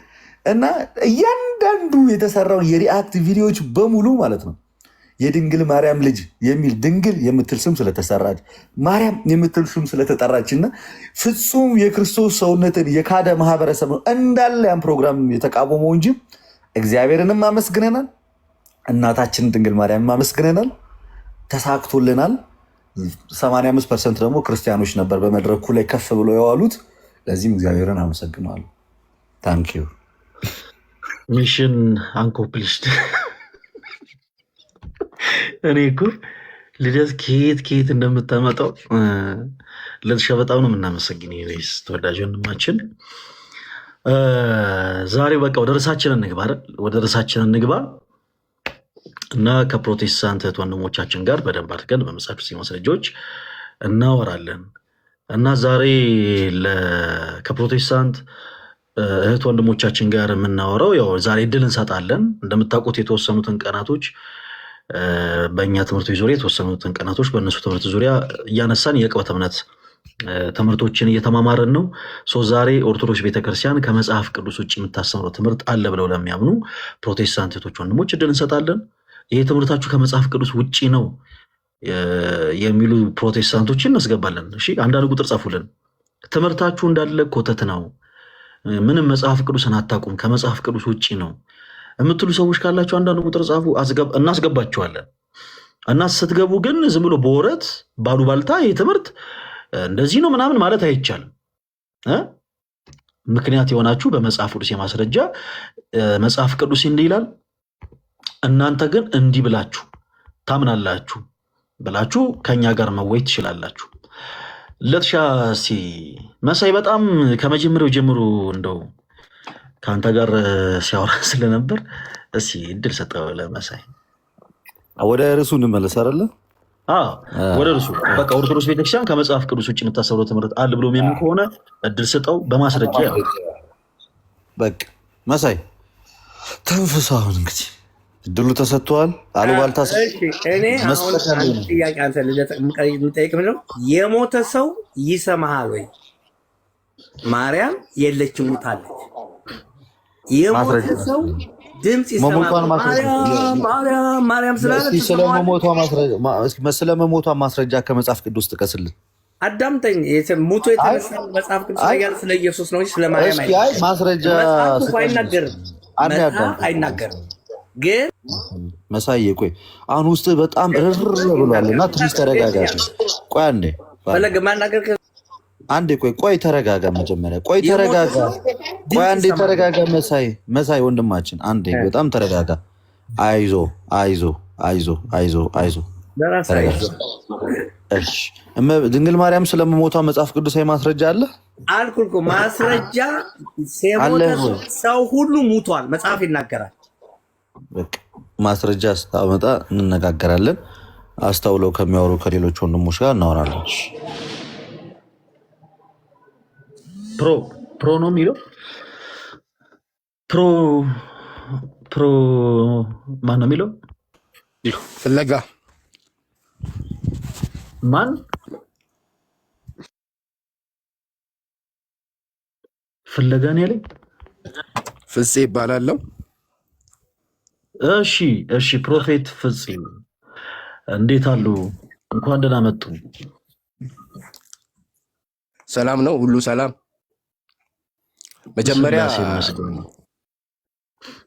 መጀመሪያ ያው ደስ ትለኛለህ፣ ግን ያው ልደታ ባለው ሀሳብ የተወሰነ ሀሳብ ማለት ፈልጋለሁ ከተፈቀደልኝ። የተወሰነ ሀሳብ መናገር ፈልጋለሁ ፈቃደኛ ከሆነ። ምን አለ መሰሎት ፕሮፌት፣ አሁን የምንጓዘው ያው በርዕስ ነው። ያው ልደት ሀሳቦችን የተናገረው ይሄ የክርስቲያን ቤት ስለሆነ ነው። ስለዚህ አሁን ከሌሎች ሰዎች ጋር የግል ኦፒኒየንን የሀሳብ ስጡና ምን እየተባባለን የምንሄድ ከሆነ ፕሮፌት እንደሚያውቁት ምንድነው የፉክክር ቤት ሳይዘጋ ያድራል እንደሚባለው ምንም ያለምንም ጥቅም ያለምንም ትርፍ እንዲሁ ስንጨቃጨቅ ውለን እናመሻለን። ስለዚህ አሁን ወደ ትምህርቶቹ ገባ ብለን እናወራ። ኦርቶዶክስ ቤተክርስቲያን ከመጽሐፍ ቅዱስ ውጭ የምታስተምረው ትምህርት አለ ብለው ያምናሉ ፕሮፌት? አሉ ብዬ አምናለሁ። እኔ ኦርቶዶክስ ተዋህዶ ከኦርቶዶክስ ተዋህዶ ማልቀበለው ብዙ ነገሮች አሉና ነገር ግን አንድ ነገር መናገር እፈልጋለሁ። በዛ ዕለት ላይ እንግዲህ እህታችን አሁን ሰው መረበሽ እኮ የለበትም ፕሮፌት። ጥያቄ ነው ያለኝ አሁን ለልደታ ጥያቄ ነው ያለኝ። ጥያቄ አይደለም የሚያነሱት ፕሮፌት፣ እድሎትን ይጠቀሙበት። እቺ ቅድም የነበረው ወንድማችን ምንም ሀሳቦችን ሳያቀርብ የወጣው ልደታ ቃል ያስወረደው በቃ ከርዕስ ውጭ ዝም ብሎ በስሜት እያወራ ስለሆነ ነው። ስለዚህ ፕሮፌት ይኸውልዎት አሁን ልናገር ያሰብኳት ነገር አለች ምናምን የምትለዋን ነገር አንድ ጊዜ ያቆዩትና ኦርቶዶክስ ቤተክርስቲያን ከመጽሐፍ ቅዱስ ውጭ የምታሰብረው ትምህርት አለ ብለው ያምናሉ አይደለ? የትኞቹ ትምህርቶች? ይኸው እንዲህ ብላችሁ ይበሉ። አሁን በእርግጥ ቤቱ የእናንተ ነው። ቤቱ በእናንተ ሀሳብ በእናንተ እንትን ነው እየሄዳችሁ ያላችሁት እና ነገር ግን እኔ ወደዚህ ስመጣ አንደኛ ሃይማኖቴን ወይም ብዬ አይደለም የመጣሁት፣ እውነት ለመናገር እውነትን ለማሳየት ነው የመጣሁት። እኔ ይገባኛል። ምን ለማሳየት ነው የመጡት አይደለም። ይኸውልዎት ፕሮፌት አሁን ጊዜ አንፍጭ ባኮት። ይኸውልዎት አሁን እርስዎ ምን ሊያሳዩን የመጡት ሳይሆን የእኛ ደግሞ ፖይንት ፕሮቴስታንት ለሆኑቶች ወንድሞች እድል ሰጥተናል። ምን አይነት እድል ነው የሰጠነው? ኦርቶዶክስ ቤተክርስቲያን ከመጽሐፍ ቅዱስ ውጭ የምታስተምረው ትምህርት አለ ብላችሁ የምታምኑ ካላችሁ ግቡና በመጽሐፍ ቅዱሳዊ ማስረጃ ይሄ ትምህርታችሁ ከመጽሐፍ ቅዱስ ውጭ ነው እያላችሁ በነፃነት ተወያዩ ብለን እድል ሰጥተናል። ስለዚህ ፕሮፌት ለእርሶ እድል እንሰጡታለን። አሁንም ካልተዘጋጁበት በቃ አልተዘጋጁ የሚበሉና ለሌሎች ወንድሞች አንድ መጽሐፍ ቅዱስ ዘጸአት ላይ ያለውን ሀሳብ ጥያቄ አለኝና እዚህ ጥያቄ ላይ ፕሮፌት ምን ብዬ ነው አሁን ያቀረ የምናወራበት ርዕስ ምንድን ነው ብዬ ነው የነገርኩት። እሺ አሁን ለምሳሌ ኦርቶዶክስ ተዋህዶ የምትቀበለው ነገር ግን ከመጽሐፍ ቅዱስ መጽሐፍ ቅዱሳዊ ሆነው አረባኩትን እያደምጡኝ ፕሮፌት ለምንድን ነው እንደዚህ የሚረብሹት? እኔ ምንድን ነው ርዕሳችን ብዬ ነገርኩት ለእርሶ። እስኪ ምንድን ነው ርዕሳችን እስኪ ንገሩኝ እኮ። አሁን ማነው ኦርቶዶክስ ተዋህዶ በማትቀበለው ወይም አይሞን ማለት ማትቀበለው ወይም ትክክል ያልሆነው ነገርን ንገረን ወይም ማትከተለው እንደዛ አይደለም ያልኩት ፕሮፌት። ለመጨረሻ ጊዜ አድምጡኝ እሺ ፕሮፌት። ይኸውልዎት እኔ ያልኩት ምንድነው ኦርቶዶክስ ቤተክርስቲያን ከመጽሐፍ ቅዱስ ውጪ ከምን ውጪ? ከመጽሐፍ ቅዱሳዊ ውጪ የምታስተምረው ትምህርት አለ ብላችሁ የምታምኑ ፕሮቴስታንት እህቶች ወንድሞች ግቡና በመጽሐፍ ቅዱስ የማስረጃ ይሄ ትምህርታችሁ ከመጽሐፍ ቅዱስ ውጭ ነው ብላችሁ ተወያዩን ያለው። ስለዚህ በመጀመሪያ እርሶ የሚያደርጉት አሁን ይሄ ትምህርት ኦርቶዶክስ ቤተክርስቲያን ውስጥ ይሄ ትምህርት ስህተት ይሉናል። ምሳሌ ከፈለጉ አሁን ለእኔ እድል ይስጡኝና በፕሮቴስታንቱ ቤት ለምሳሌ ያለ ትምህርቶች ለምሳሌ እኔ ላሳዩት ይችላሉ። ምሳሌ አሁን ለምሳሌ እርሶ እንዲረዱት፣ ለምሳሌ እኔ አሁን ክርስቲያን ነኝ እና በፕሮቴስታንት እህት ወንድሞቻችን ቤት ውስጥ ያሉ ትምህርቶች ሰው ሰራሾች ናቸው ብዬ አምናለሁ። የትኞቹ ከተባልኩኝ ለምሳሌ ይሄ 5 ሶሎዎች፣ ይሄ መጽሐፍ ቅዱስ ብቻ የሚለው ትምህርት፣ ክብር ለእግዚአብሔር ብቻ የሚለው ትምህርቶቹን ጥቀስ ሲባል ማለት ነው። በእምነት ብቻ የሚለው ትምህርት፣ የራፕቸር ትምህርቶች፣ ጽንሰ ሀሳቦች፣ እነዚህ በአጠቃላይ ሰው ሰራሽ ትምህርቶች ናቸው ብዬ አምናለሁ። ሰው ሰራሽ እንደሆኑ ማስረጃ ስጥ ስባል ማስረጃዎች ይሰጣለሁ ፕሮፌት። ስለዚህ አሁን እርስዎ በመጀመሪያ ትምህርቶችን ነው የሚያነሱት። የትኞቹ ትምህርቶች ናቸው ከመጽሐፍ ቅዱስ ውጭ ፕሮፌት በኦርቶዶክስ ቤተክርስቲያን ውስጥ? አልኩ እኮ አሁን ልናገር ስል ቀደምከኝና ለምሳሌ 10ቱ መጽሐፍ ቅዱስ ለሙሴ የተነገረው 10ቱ ትእዛዛት አለ ለምሳሌ እና ከ10ቱ ትእዛዛት የመጀመሪያው ቃል ለቆመ ምስል አትስገድ የሚል መጽሐፍ ቅዱሳዊ ቃል አለ። ለመቆመ ማንኛውም ሰው ለሰራው ምስል፣ ሰው ለቀረጸው ምስል አትስገዱ የሚል የመጀመሪያው ከ10ቱ ትእዛዛት የመጀመሪያው ቃል አለና እንግዲህ ይሄ በዚሁ ቃል ለምሳሌ ይሄንን የሚያደርግ ሰው ለቆመ ምስል፣ ሰው ለሰራው ምስል የሚሰግድና የሚስም ከሆነ ኃጢአቱ ከትውልድ እስከ ትውልድ ይሆናል የሚል አለ። ከትውልድ እስከ ትውልድ የሚሆናል እና የምናየው ደግሞ ለቆመ ምስል የሚሰገድበት ቦታ ጉዝ ለሆነ የሚሆንበት ቦታ ላይ የምናየው አለ። ይህ ግድ ነው። አሁን እውነት ኖሮ ግን በውስጥ ብዙ ባዕድ የሆነ ነገሮች አሉ። እግዚአብሔር እውነተኛ የሆነውን እግዚአብሔርን በውሸት በሆነ የተለወጡ እውነት በሆነ ነገር ፕሮፌት በጣም ሀሳቦትን እናደምጦታለን። ግን ምንድነው መሰሎት ማሳጠር አለቦት። አሁን እዚህ ጋር ያለው ሰው በአጠቃላይ ፕሮቴስታንት አይደለም፣ ክርስቲያኖችም አለን። ስለዚህ ምናልባት እርሶ የሚናገሯቸው ንግግሮች እኛ አሜን ብለን የምንቀበል ሰዎች አይደለም። ስለዚህ ምነው የሚያደርጉት እርሶ በቃ ይኸው ለምሳሌ ባጭሩ ለምሳሌ ስግደት ጋር ተያይዞ ያላቸው ትምህርት ከመጽሐፍ ቅዱስ ውጭ ነው ማለት ይችላሉ እኮ ፕሮፌት። አሁን ይህ ሁሉ ፕሮሰስ በኋላ በውይይቶች ላይ የሚናገሯቸው መሆን ይችላሉ። በቃ እናመሰግናለን። ስለዚህ ስለ ስግደት ነው ያነሱት። እሺ ለትሻ አንተ ቀጥል። ያው ፕሮፌት የስግደት ትምህርታችሁ ከመጽሐፍ ቅዱስ ውጭ ነው ብለዋል። ቀጥሉ። የምን ትምህርታችሁ? ስግደት ለቆመ ነገር ለቆመ ምስል ምናምን ትሰግዳላችሁ ምናምን የሚል ሀሳቦችን አንስተዋል እና ከስግደት ጋር ተያይዞ ትምህርታችሁ ከመጽሐፍ ቅዱስ ውጭ ነው ብለዋል። ቀጥሉ ለትሻ ከፕሮፌት ጋር። እሺ ፕሮፌት ሰላም ነህ? እግዚአብሔር የተመሰገነ ይሁን። ስጠይቅ አሁን አንድ ግልጽ ማድረግ ያለብን ነገር መሰለ፣ ከኛ ጋር እዚህ ውይይት ስናደርግ ወይም በምንጠያየቅ ሰዓት ላይ ለምታነሳቸው ነገሮች ሁሉ ማስረጃ ያስፈልጋል። መጽሐፍ ቅዱስ መሰረት አድርገህ ነው የምትጠያየቀው እና ዝም ብሎ ልቦለድ የሆነ ወይም ደግሞ የመሰለህን ነገር ማውራት አይቻልም። ጥያቄን ማቅረብ አይደለም። መጽሐፍ ቅዱስ የሚለውን ነው ወንድሜ፣ መጽሐፍ ቅዱስ የሚለውን የጠየቅኩት። አሁን እዚህ ጋር እንትን ለማለት ሳይሆን ዘጸአት ኤርኩ እኮ ዘጸአት ላይ ስለ 10ቱ ትእዛዛት የተሰጠ ቃል አለ። የመጀመሪያው ትእዛዝ አለ። እሱ ለምንድን ነው የምናደርገው? ዘጸአት ስንት ወንድማችን? ዘጸአት ምዕራፍ ስንት ቁጥር ስንት? ዘጸአት ላይ ያለው ዘጸአት ስለ 10ቱ ትእዛዛት የተነገረበት ቦታ አለ አይደል? መጽሐፍ ቅዱስን እኮ ማውጣት እንችላለን። ስልኬ አንድ እጅ ስላለ ስልኬ አንድ ስለሆነ ጥቅሱን ንገረና እርሶ አገልጋይ ስለሆኑ ያው ጥቅሱን አይጠፉትም። አማኝ የሆነ ሰው ቢሆን ይቸገራል። እርሶ ግን ያው እንግዲህ ባሉበት ቤተ እምነት ውስጥ አገልጋይ ኖት። ስለዚህ ለለት ጥቅሱን ይንገሩትና ያውጣሉ። ይሄ እኮ ቀላል ነው፣ እናንተም ታውቁታላችሁ። ዘጸአት ላይ ያለውን ሀሳብ አሁን እሱ ቃል የሚያከራክረን አሁን ቁጥሩንም ምዕራፉንም እናወጣለን፣ ግን ቃሉ አለ። ቃሉ የሚናገረው ቃል አለ። ለምሳሌ አትስገዱ። እኔ ልንገርህ ንገረኝ፣ ችግር የለውም ንገረኝ። አንተ ፕሮፌት ነህ፣ ማወቅ ነበረብህ፣ አላወቅም። ግን ልንገርህ ዘጸአት ምዕራፍ 20 ላይ ስትመለከተው ይህን ሀሳብ ይናጋ፣ አትግደል፣ አታመንዝር።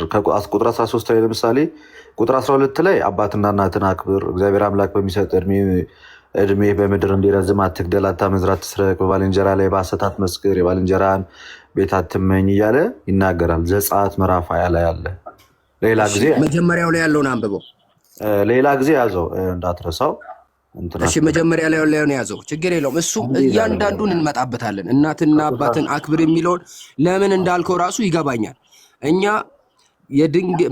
ድንግል ማርያምን የጌታችን የልጁን የኢየሱስ ክርስቶስ እናታችንን እናከብራታለን፣ እንወዳታለን፣ አንክዳትም። በድንግልናዋ የወለደችው ያውም ንጹሕ ሴት ማለት ስለ እሷ ማለት ስለ ድንግል ማርያም እኔ አሁን ለምሳሌ ስለ ድንግል ማርያም ባወራ አልሸማቀቅም። ማልሸማቀቅበት ምክንያት ብጽ ነች፣ ንጹሕ ነች።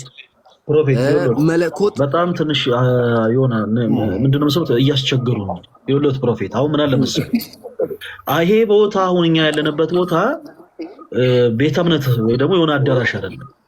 የሁለት ፕሮፌት ለምሳሌ አሁን እርሶ ፕሮቴስታንት የሆኑ ሰዎች ብቻ ያሉበት ቦታ ላይ ቆመው የተናገሯቸው እነዚህ ንግግሮች ምናልባት በእምነቱ ተከታይ ዘንድ አሜን ሊያስብል የሚችል ሊሆን ይችላል። እኛ ግን አሁን እዚህ ጋር ክርስቲያኖች ነን። ስለዚህ እኛና እርሶ ስናወራ የወሎት በመጽሐፍ ቅዱስ የማስረጃ ብቻ ነው ማውራት ያለብን። ኢቭን ከርዕስ ራሱ መውጣት የለብንም። ፕሮፌት አሁን የሆነ ሀሳብ መጣ ከስግደት ጋር ተያይዞ እንዲህ ያሉ ጥቅስ አምጡ ተባሉ። ጥቅሱን አላወቁትም። ልደት አገዞት፣ ጥቅሱ ተነበበ። ከዛ በኋላ እርሶ ኢሚዲየትሊ ደግሞ ያንንትተው ወደ ነገረ ማርያም ሀሳብ ደግሞ ገቡ። እባክዎት አሁን እንደዛ ያደርጉ። ከዚህ በኋላ የምናደርገው ምንድነው መሰሉት? አሁን እኛ ስንናገር ለምሳሌ ልደት ከእርሶ ጋር ያወራል። ልደት ስለ ስግደት መጽሐፍ ቅዱስን መሰረት አድርጎ የማይነግሩት ከሆነ ለእርሶ ተረት ተረት ነው የሚሆነው። በቃ ልደት ምንም ይበል አሁን ለእኛ እሱ ያለውን አይነት እምነት ላለን ለእኛ ምናልባት አሜን እሰይ እልል የሚያስብል ነገር ሊናገር ይችላል። ለእርሶ ግን መጽሐፍ ቅዱስን ጠቅሶ ማይነግሩት ከሆነ ለእርሶ ተረት ተረት ነው የሚሆነው። በተመሳሳይ እርሶም ደግሞ የሚነግሩ ንግግር በአጠቃላይ ፕሮፌት ይወሉት በመጽሐፍ ቅዱስ የማስረጃ የተደገፈ ካልሆነ ለእኛ ተረት ተረት ነው የሚሆነው እና ሁለተኛ ደግሞ ሀሳቡን አይለጥጡት። አሁን እዚህ ጋር ምናልባት ቅድም እንዳልኩት እርሶ ባሉበት ቸርች ውስጥ ሲያገለግሉ ረዥም ሰዓት ወስደው ረዥም ጊዜ ወስደው ብዙ ነገሮችን ሊናገሩ ይችላሉ። አሁን ግን በደንብ መደማመጥ አለበት። ለምሳሌ ማስረጃ የትኛው ነው ሲባል በቃ ይሄ ጥቅስ ምንድን ነው ከተባለ ማብራራት ይቻላል። ስለ ማብራራት ሳይጠየቅ ግን ፕሮፌት አሁን በጣም ብዙ ሀሳቦችን የሚያነሱ ከሆነ ከይቅርታ ጋር አሰልች ነው የሚሆነው። እንዲህ ስናገር በጣም ከአክብሮት ጋር ነው። ይቅርታ አድርጉልኝ። ልትቀጥሉ በቃ እኔም አሁን ለምሳሌ እኔ የ24 ዓመት ወጣት ነኝ። ችግር የለውም። ፍፄ ብትለኝ ደስ ይለኛል። ዘጸአት ላይ ምዕራፍ 20 ላይ ቁጥር 3 ላይ እንደዚህ ብሎ ይናገራል። አንብቤው ይህንን ቃል አንብቤው ትመልስልኛለህ። አይደለም ትመልስልኛለህ፣ ቃሉን አንብበህ ጥያቄን ታቀርባለህ። እሺ ይኸው ከእኔ በቀር ሌሎች አማልክት አይሁኑልህ ይላል። ምን ከእኔ በቀር ሌሎች አማልክት አይሁኑልህ ካለ በኋላ በላይ በሰማይ ካለው ይላል። ይኸው በደንብ ስሙኝ። በላይ በሰማይ ካለው በታች በምድር ካለው ከምድርም በታች በውኃ ካለው ነገር የማንኛው ምሳሌ ይላል። የትኛውም የማንኛውም ምሳሌ የተቀረጸውን ምስል ላንተ አታድርገው ይላል። የትኛውም ከላይ በታች በምድር ላይ ያለው ነገር ሁሉ ነው። ምድር ላይ ካለው ነገር ሁሉ በታችም በውኃም ካለው የማንኛውም ምሳሌ የተቀረጸውን ምስል ላንተ አታድርገው፣ አትስገድላቸው፣ አታመልካቸው። በሚጠሉኝ እስከ 3ኛው እስከ 4ኛው ትውልድ ድረስ የአባቶች ኃጢአት በልጆች ላይ ይመጣል ይላል እና ትእዛዜን ለሚጠብቁት ግን 1000 ትውልድ ድረስ ነው ብሎ መጽሐፍ ቅዱስ እንግዲህ ይናገራል። ይሄንን የምለው እኔ በታች ካለው ከየትኛውም ለተቀረጸ ምስል አትስገድ የሚል ቃል አለ። አትስገድ የሚል ቅር ከእኔ በስተቀር ሌላ አማልክት አይሁኑልህ የሚል ለእስራኤሎች ብቻ የተሰጠ ትእዛዝ ነው ወይስ ይሄም ለእኛ ሳይሆን ለእስራኤሎች ትእዛዝ ሕግ ነው የተሰጠው ልትሉ ነው? ለማን ነው ይሄ ቃል የተጻፈው?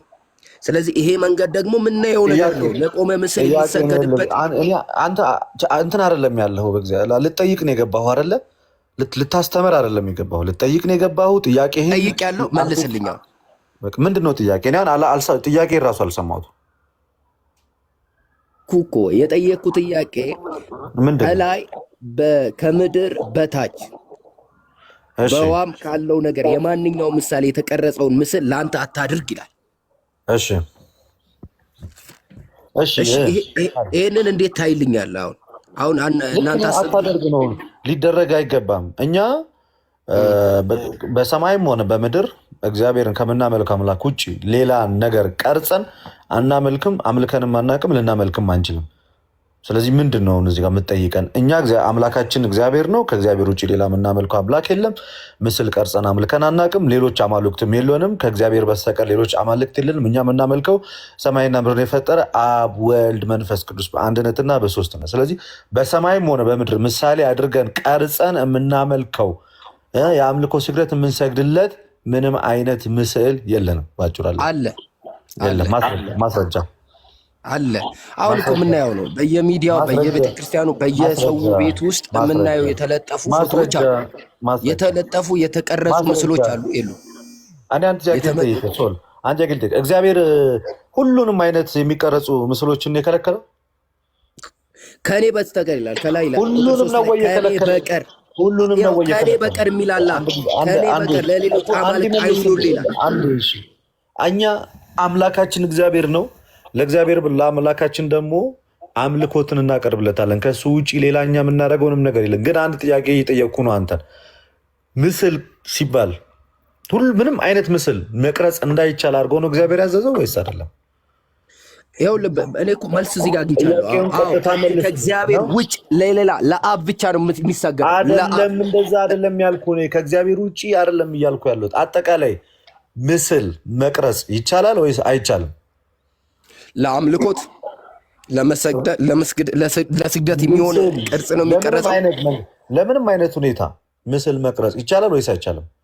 መቅረጽ ይቻላል፣ ግን ለእነሱ ግን አንሰግድም። መቅረጽ ይቻላል ምስል ለየትኛው ምስል ሊቀረጽ ይችላል። ቤት ውስጥም ለዲዛይን ለውበት ለየትኛውም ነገር እንደ መጽሐፍ ቅዱስ አስተምሮ መሰረት ምስል መቅረጽ ይቻላል ወይንስ አይቻልም? ስለ መቅረጽ አይቻልም። እሺ መጽሐፍ ቅዱስ አውጣልኝ። መጽሐፈ ነገሥት ቀዳማዊ ምዕራፍ 6 ከቁጥር 29 ላይ አውጣልኝ። ይኸውልህ ቁጥር 3 ላይ ያለውን በደንብ አውጣልኝ። አንድ ጊዜ ከኔ በቀር አንድ ያውጣልኝ። መጽሐፈ ነገሥት ቀዳማዊ ምዕራፍ 6 ቁጥር 29ን አውጣልኝ አንዴ። ከዛ አንብበው። አይቻልም ብለሃል አይደል? ሁላችሁም ስሙት። አሁን እዚህ ጋር አሁንም እላለሁ እኮ እኔ የምለው አውጣና አንብብ። አውጣና አንብብ። አንድ ጊዜ አውጣና አንብበው እኮ ይኸውልህ። አንድ በቃ ዝም በል። በቃ አውጣና አንብብ። በቃ ዝም በል። አይሰማም እንዴ? እሺ ሁለተኛ ነው አንደኛ ነገሥት? መጽሐፈ ነገሥት ቀዳማዊ መጀመሪያው። እሺ ምዕራፍ 6 ቁጥር 29 ላይ አንብበውና አውጣና አንብበው። ምዕራፍ 6 ቁጥር 29።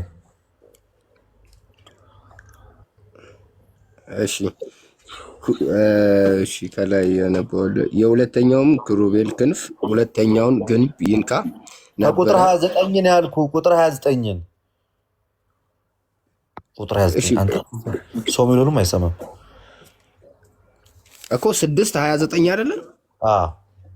በቤቱ ግንብ ሁሉ ዙሪያ በውስጥና በውጭ የክሩቤልን የዘንባባ ዛፍ የፈነዳም አበባ ምስል ቀረጸ ይላል።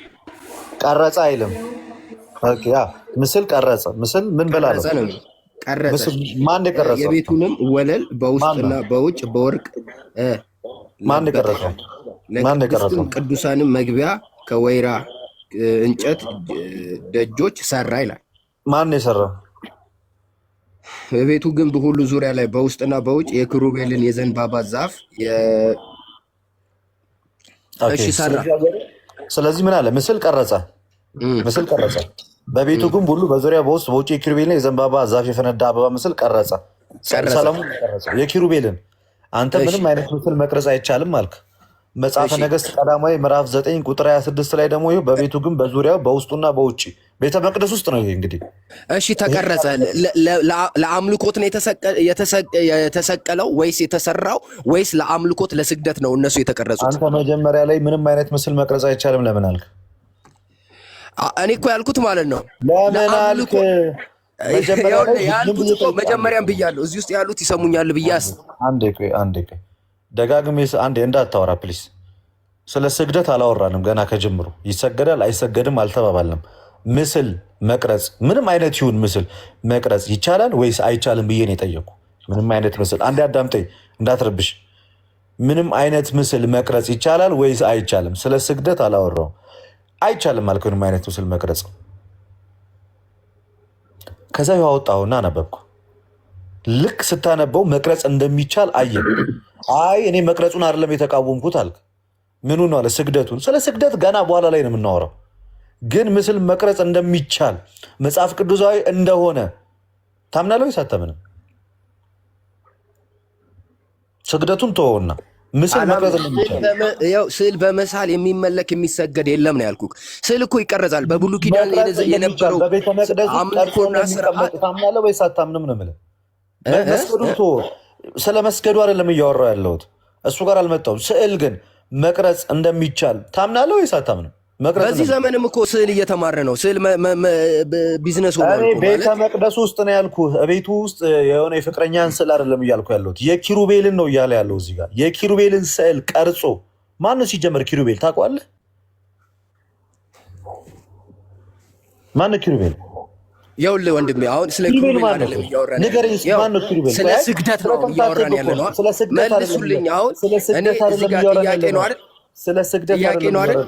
ስለ ስግደት አይደለም እያወራን ያለ ነው። ስለ ስግደት አይደለም ስለ ስግደት አይደለም እያወራን ያለ ነው። ስለ ምስል መቅረጽ ነው እያወራን ያለ ነው። ስለ ስግደት አይደለም። መቅረጽ እኮ ይኸውልህ ይቻላል ብያለሁ መጀመሪያ። ግን ለአምልኮት የሆነ ቃል ግን ቃሉ ያዛል። ኪሩቤል ማን ነው የሚለውን ጥያቄ ፕሮፌት ቢመልሱ ጥሩ ነው። ኪሩቤል ማን ነው? ጥሩ ጥያቄ ነው። በመጀመሪያ መረዳቱን እኮ ማግኘት አለብን። ካላወቁት አላወቁም እና እንቀጥላለን። ማን ነው ኪሩቤል? ማይኮተን ይክፈቱት ፕሮፌት። እናንተ መልሱልኝ። ማን ነው? አንተን ይጠየቅ። ይኸውልህ ወዳጆቼ እናንተ ሚውትም ልታደርጉኝ ትችላላችሁ፣ ታወርዱኝ ትችላላችሁ። ቤቱ እናንተ ነው። ኪሩቤል ማን ነው? ቤቱ እናንተ ነው። ግን ኪሩቤል ማን ነው? ይኸው በደንብ ስማኝ ልደታ። እሺ ኪሩቤል ማን ነው? መልስልኝ መጀመሪያ። እኔ ያልኩት እና አንተ ያልከው ነገር አትማዘዝልኝ። እኔ ልልበት ባጭሩ እሺ በደንብ ስሞኛ ላውራ። ያው እኔ ልል የፈለግኩት ዘጸአት ላይ የተሰጠው የአስርቱ ትእዛዛት አንዱ ለቆመ ምስል ማንኛውም በምድር ላይ ላለው ለተመሰለ ምስል አትስገድ ነው። ኦልሬዲ ምን ብሏል? እዚህ ጋር ምስል አለ ማለት ነው። የሚቀረጽ ነገሮች አሉ ማለት የባዕድ የሆኑ ነገሮች አሉ፣ ምሳሌም የሚሰጡም ነገሮችም አሉ። ግን ለነዛ ምን አትበል፣ አትስገድ፣ አታመልካቸው፣ ከኔ በቀር ሌላ አምላክ አይሁን የሚል ቃል አለ። ጥያቄ እኮ ስትጠየቅ ትምህርት ታደርገዋለህ ወይ በስነ ስርዓት አታወራ። እሺ አሁን እድሉን ስጠኝና እኔ ላውራ። ለማለት የፈለግከው ነገር ገባኝ። አንድ ነገር ለሁላችሁም ግልጽ እንዲሆንላችሁ ፈልጋለሁ። በኢትዮጵያ ኦርቶዶክስ ተዋሕዶ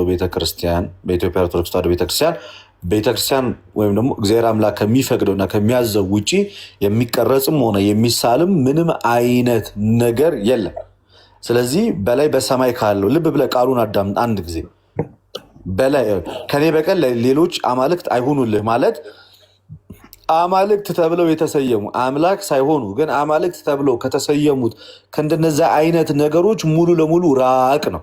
ስለዚህ አምላክህ የአብርሃም የይስሐቅ የያዕቆብ አምላክ እግዚአብሔር ብቻ ነው። አለቀ በቃ። ይሄ ለእስራኤላውያን እየሰጣችሁ። ምክንያቱም እነ ፈርዖን ብዙ አይነት ጣዖቶችን በሰዓቱ እያቀረቡ ስለሚያመልኩ እስራኤላውያን ደግሞ አምላካቸው የአብርሃም አምላክ እግዚአብሔር ስለሆነ ግልጽ አድርጎ ምን ብሎ ነገራቸው? ከግብፅ ምድር ከባርነት ቤት ያወጣው እግዚአብሔር አምላክህ እኔ ነኝ። ያ እግዚአብሔር አምላክ እሱ ነው። ከዛ ከኔ በቀር ሌሎች አማልክት አይሁኑልህ ማለት የፈጠርኩህ እኔ ነኝ፣ ሌሎቹ አንተን አልፈጠሩህም። በጭቃ እየሰራ በላም ቅርጽ እያደረግ በበሬ ቅርጽ እያደረግ የምትሰራቸው እነዛ እያንዳንዱ ግዑዛን ጆሮ እያላቸው የማይሰሙ አይን እያላቸው የማያዩ ጣዖታት ናቸው። እነዛ አማልክቶች ፈጣሪ አይደሉም፣ እነሱን አታምልክ አለ። ኦኬ ቀጠል አለና በላይ በሰማይ ካለው አለ። በላይ በሰማይ ሲል ከዋክብትን፣ ጨረቃን፣ ፀሐይን አማልክት አድርገህ እንዳትወስድ ነው። በታች በምድር ካለው በምድር ካለው ደግሞ ሲል በምድር ላይ ዛፉን፣ እንስሳውን፣ በሬውን፣ እባቡን፣ ዝሆኑን ምኑን እያደረክ እነሱ ምን አትበል ፈጣሪ ናቸው አትበል። በታች በውሃ ካለው ሲል አሳ ነባሪውንም ይሁን የትኛውንም ነገር የማናቸውንም ምሳሌ የእነሱን ምሳሌ በላይ በሰማይ ፀሐይን ምሳሌ አድርገ ቀርጸ ከዋክብትን ምሳሌ አድርገ ቀርጸ እንዳታመልክ። ከምድር በታች ልክ እስራኤላውያን ሲያደርጉት እንደነበሩ ጥጃ ቀርጸው ሲያመልኩ እንደነበሩት እነሱንም ምሳሌ አታደርግ። በውሃው ላይ ካለው ነገር የማናቸውንም አሳ ነባሪ የሚሆን ምንም ምሳሌ አታደርግ። የተቀረጸውንም ምስል ለአንተ አታድርግ። ምክንያቱም እነሱ የጥጃ ምስል እየቀረጹ የእባብ ምስል እየቀረጹ የፀሐይን ምስል እየቀረጹ እንዳያመልኩ በላይ በሰማይ ካለውም በምድርም በባህርም ላይ ካለው ከእነዚህ ግዑዛን ነገር የትኛውንም ነገር ምን አትበላል አትስገድ አለ። ስለዚህ ይሄ እየተናገረ ያለው እስራኤላውያን ከእግዚአብሔር ውጭ ልክ እንደነማ እንደ ግብፃውያን ወደ አምልኮ ጣዖት ውስጥ እንዳይገቡ የተከላከላቸው ነው እንጂ በኢትዮጵያ ኦርቶዶክስ ተዋሕዶ ቤተክርስቲያን ውስጥ ለሚደረገው ቅዱሳት ስዕላት እና ለምናደርገው የቅዱሳን ስግደት እየተቃወመ አይደለም። ለዚህ ልደተ ቃል ማስረጃ አለ በሚገባ። እግዚአብሔር እዚህ ጋር ስዕልን መቅረጽ ከለከለ አይደለ? ከለከለ። ሌላ ቦታ ላይ ግን ቀረጽ አላለም? ቀረጽ አላለም ወይ? እሺ እንየው እዚህ ጋር አንዴ አታቋርጠኝ፣ አንዴ ጠብቀኝ። ይኸውልህ እግዚአብሔር ያለው ለእስራኤል ለጉዝ አረባክ ስለፈጠረህ አምላክ እስማ ወልድ ግን እኔም በደንብ አወራለሁ። አንተ አሁን ታወራለህ፣ ችግር የለውም። 5 ደቂቃ ዝም ብዬ ታወራለህ።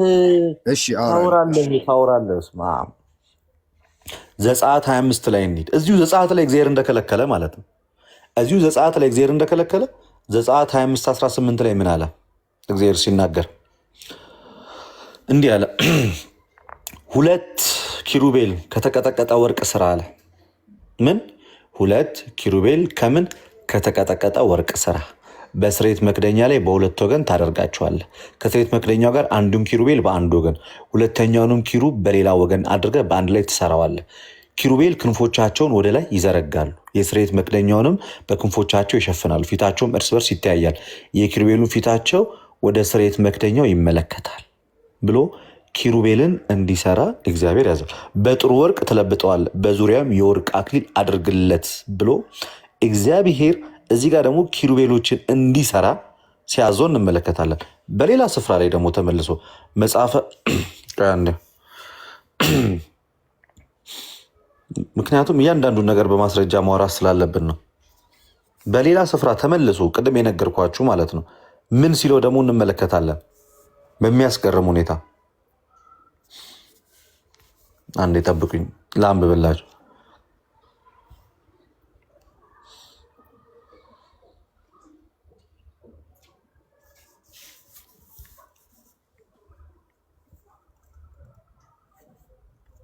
ቀደም ያወጣውልህ ማለት ነው መጽሐፈ ነገሥት ቀዳማዊ ምዕራፍ 6 ቁጥር 29 ላይ በቤቱም ግንብ ሁሉ ዙሪያ በውስጥና በውጭ የኪሩቤልንና የዘንባባን ዛፍ የፈነዳን ምስል ቅረጽ። እዛ ጋር ዘጸአት ላይ አትቅረጽ አለ። እዚህ ጋር ደግሞ መልሶ እግዚአብሔር ቅረጽ ይላል። አትቅረጽ ያለው እግዚአብሔር በመጀመሪያ ደረጃ በላይ በሰማይ ከዋክብት ጨረቃን ቀርጻ አታምልክ፣ በምድር ጥጃን ቀርጻ አታምልክ፣ በባህር አሳ አንበሪውን አምላክ አድርገ ቀርጻ አታምልክ እያለ ነው። ግን እርሱ እግዚአብሔር ወዶ ደግሞ በቤተ መቅደስ ውስጥ ለመሰዊያው የሚቀርቡ በቤተ መቅደስ ውስጥ የሚለጠፉትን እነ ኪሩቤልን ግን ምስል ቅረጽ ብሏል አላለም? ብሏል። ያ ኃጢአት ነው አይደለም።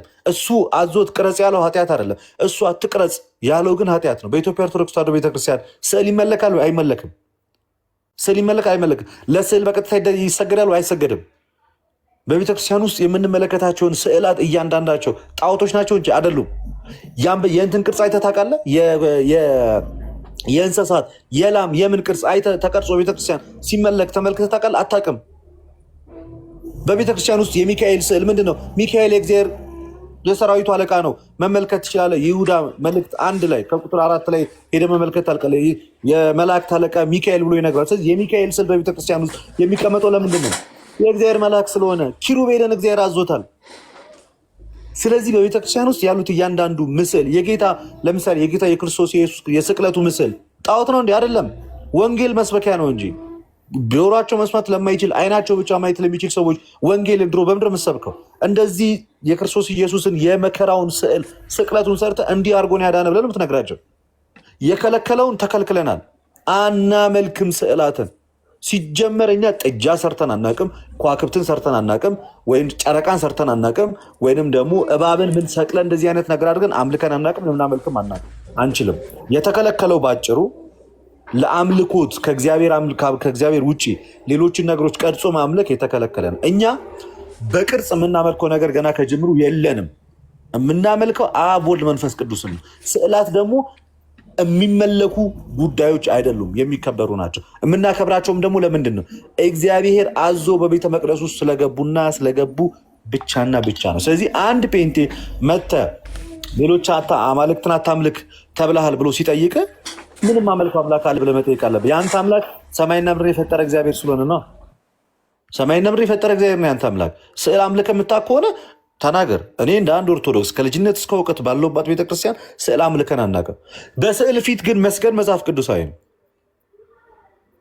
በስዕል ፊት ነው ለስዕል አልሰገድም። በስዕል ፊት ነው የሰገድ። በስዕል ፊት መስገድ ማለት ለስዕሉ ባለቤት መስገድ ነው።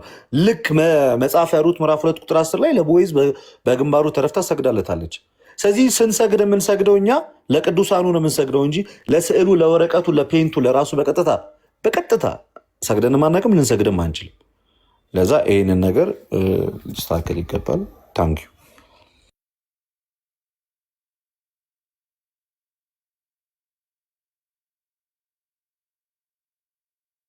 ፕሮ እዚህ ላይ ማንሳት ይችላል። እሺ ይኸውልህ እኔም መጀመሪያው ከምለው ሀሳብ ነው የምነሳው ማለት ነው። እና ይሄንን ልጠይቅበት የምችልበት መንገድ እያንዳንዱን ነገር እኔ በግሌ የማያቸውና የምሰማቸውም በአይኖቼም የማያቸው ብዙ ነገሮች አሉ። አሁን እግዚአብሔር እዛ ጋ ያለው ከኔ ውጭ ሌላ አምልኮት ወይም አምላክ አይሁን ሲል ለተቀረጸው ምስል ነው። ያው እስራኤሎች ወደ ባዕድ አምልኮ እግዚአብሔርን የፈጠራቸውን እግዚአብሔርን ትተው ወደ ሌላ አምልኮት በሚሄዱበት ሰዓት ይህንን ትእዛዝ ሰጣቸው።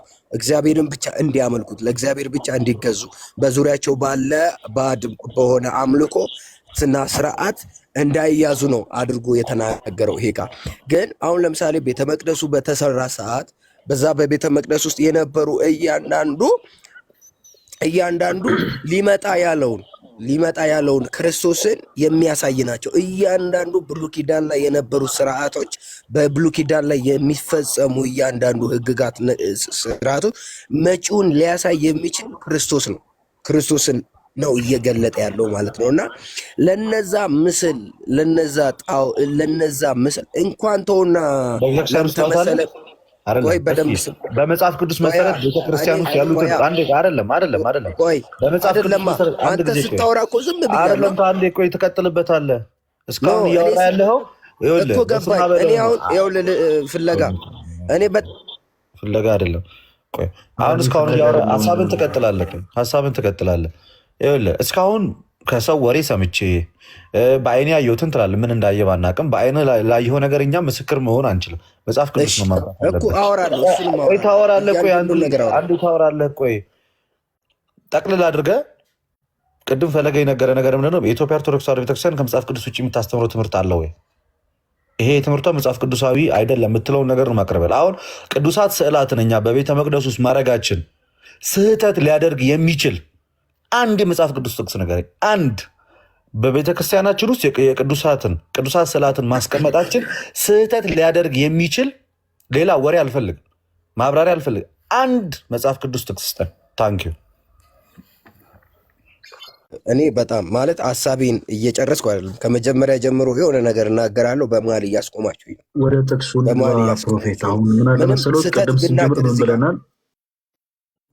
ፕሮፌት ምን አለ መሰሎት፣ ቅድም ስንጀምር እርሱ የሚናገሯቸው ሀሳቦች ከመጽሐፍ ቅዱስ የወጡ በግል አመለካከት ላይ ያመዘኑ ከሆኑ ለእኛ ተረት ተረት ነው የሚሆኑት። እዚህ ውስጥ ደግሞ ማንም ሰው መቼም ተረት ተረት ለመስማት ፈልጎና ፈቅዶ አይገባም።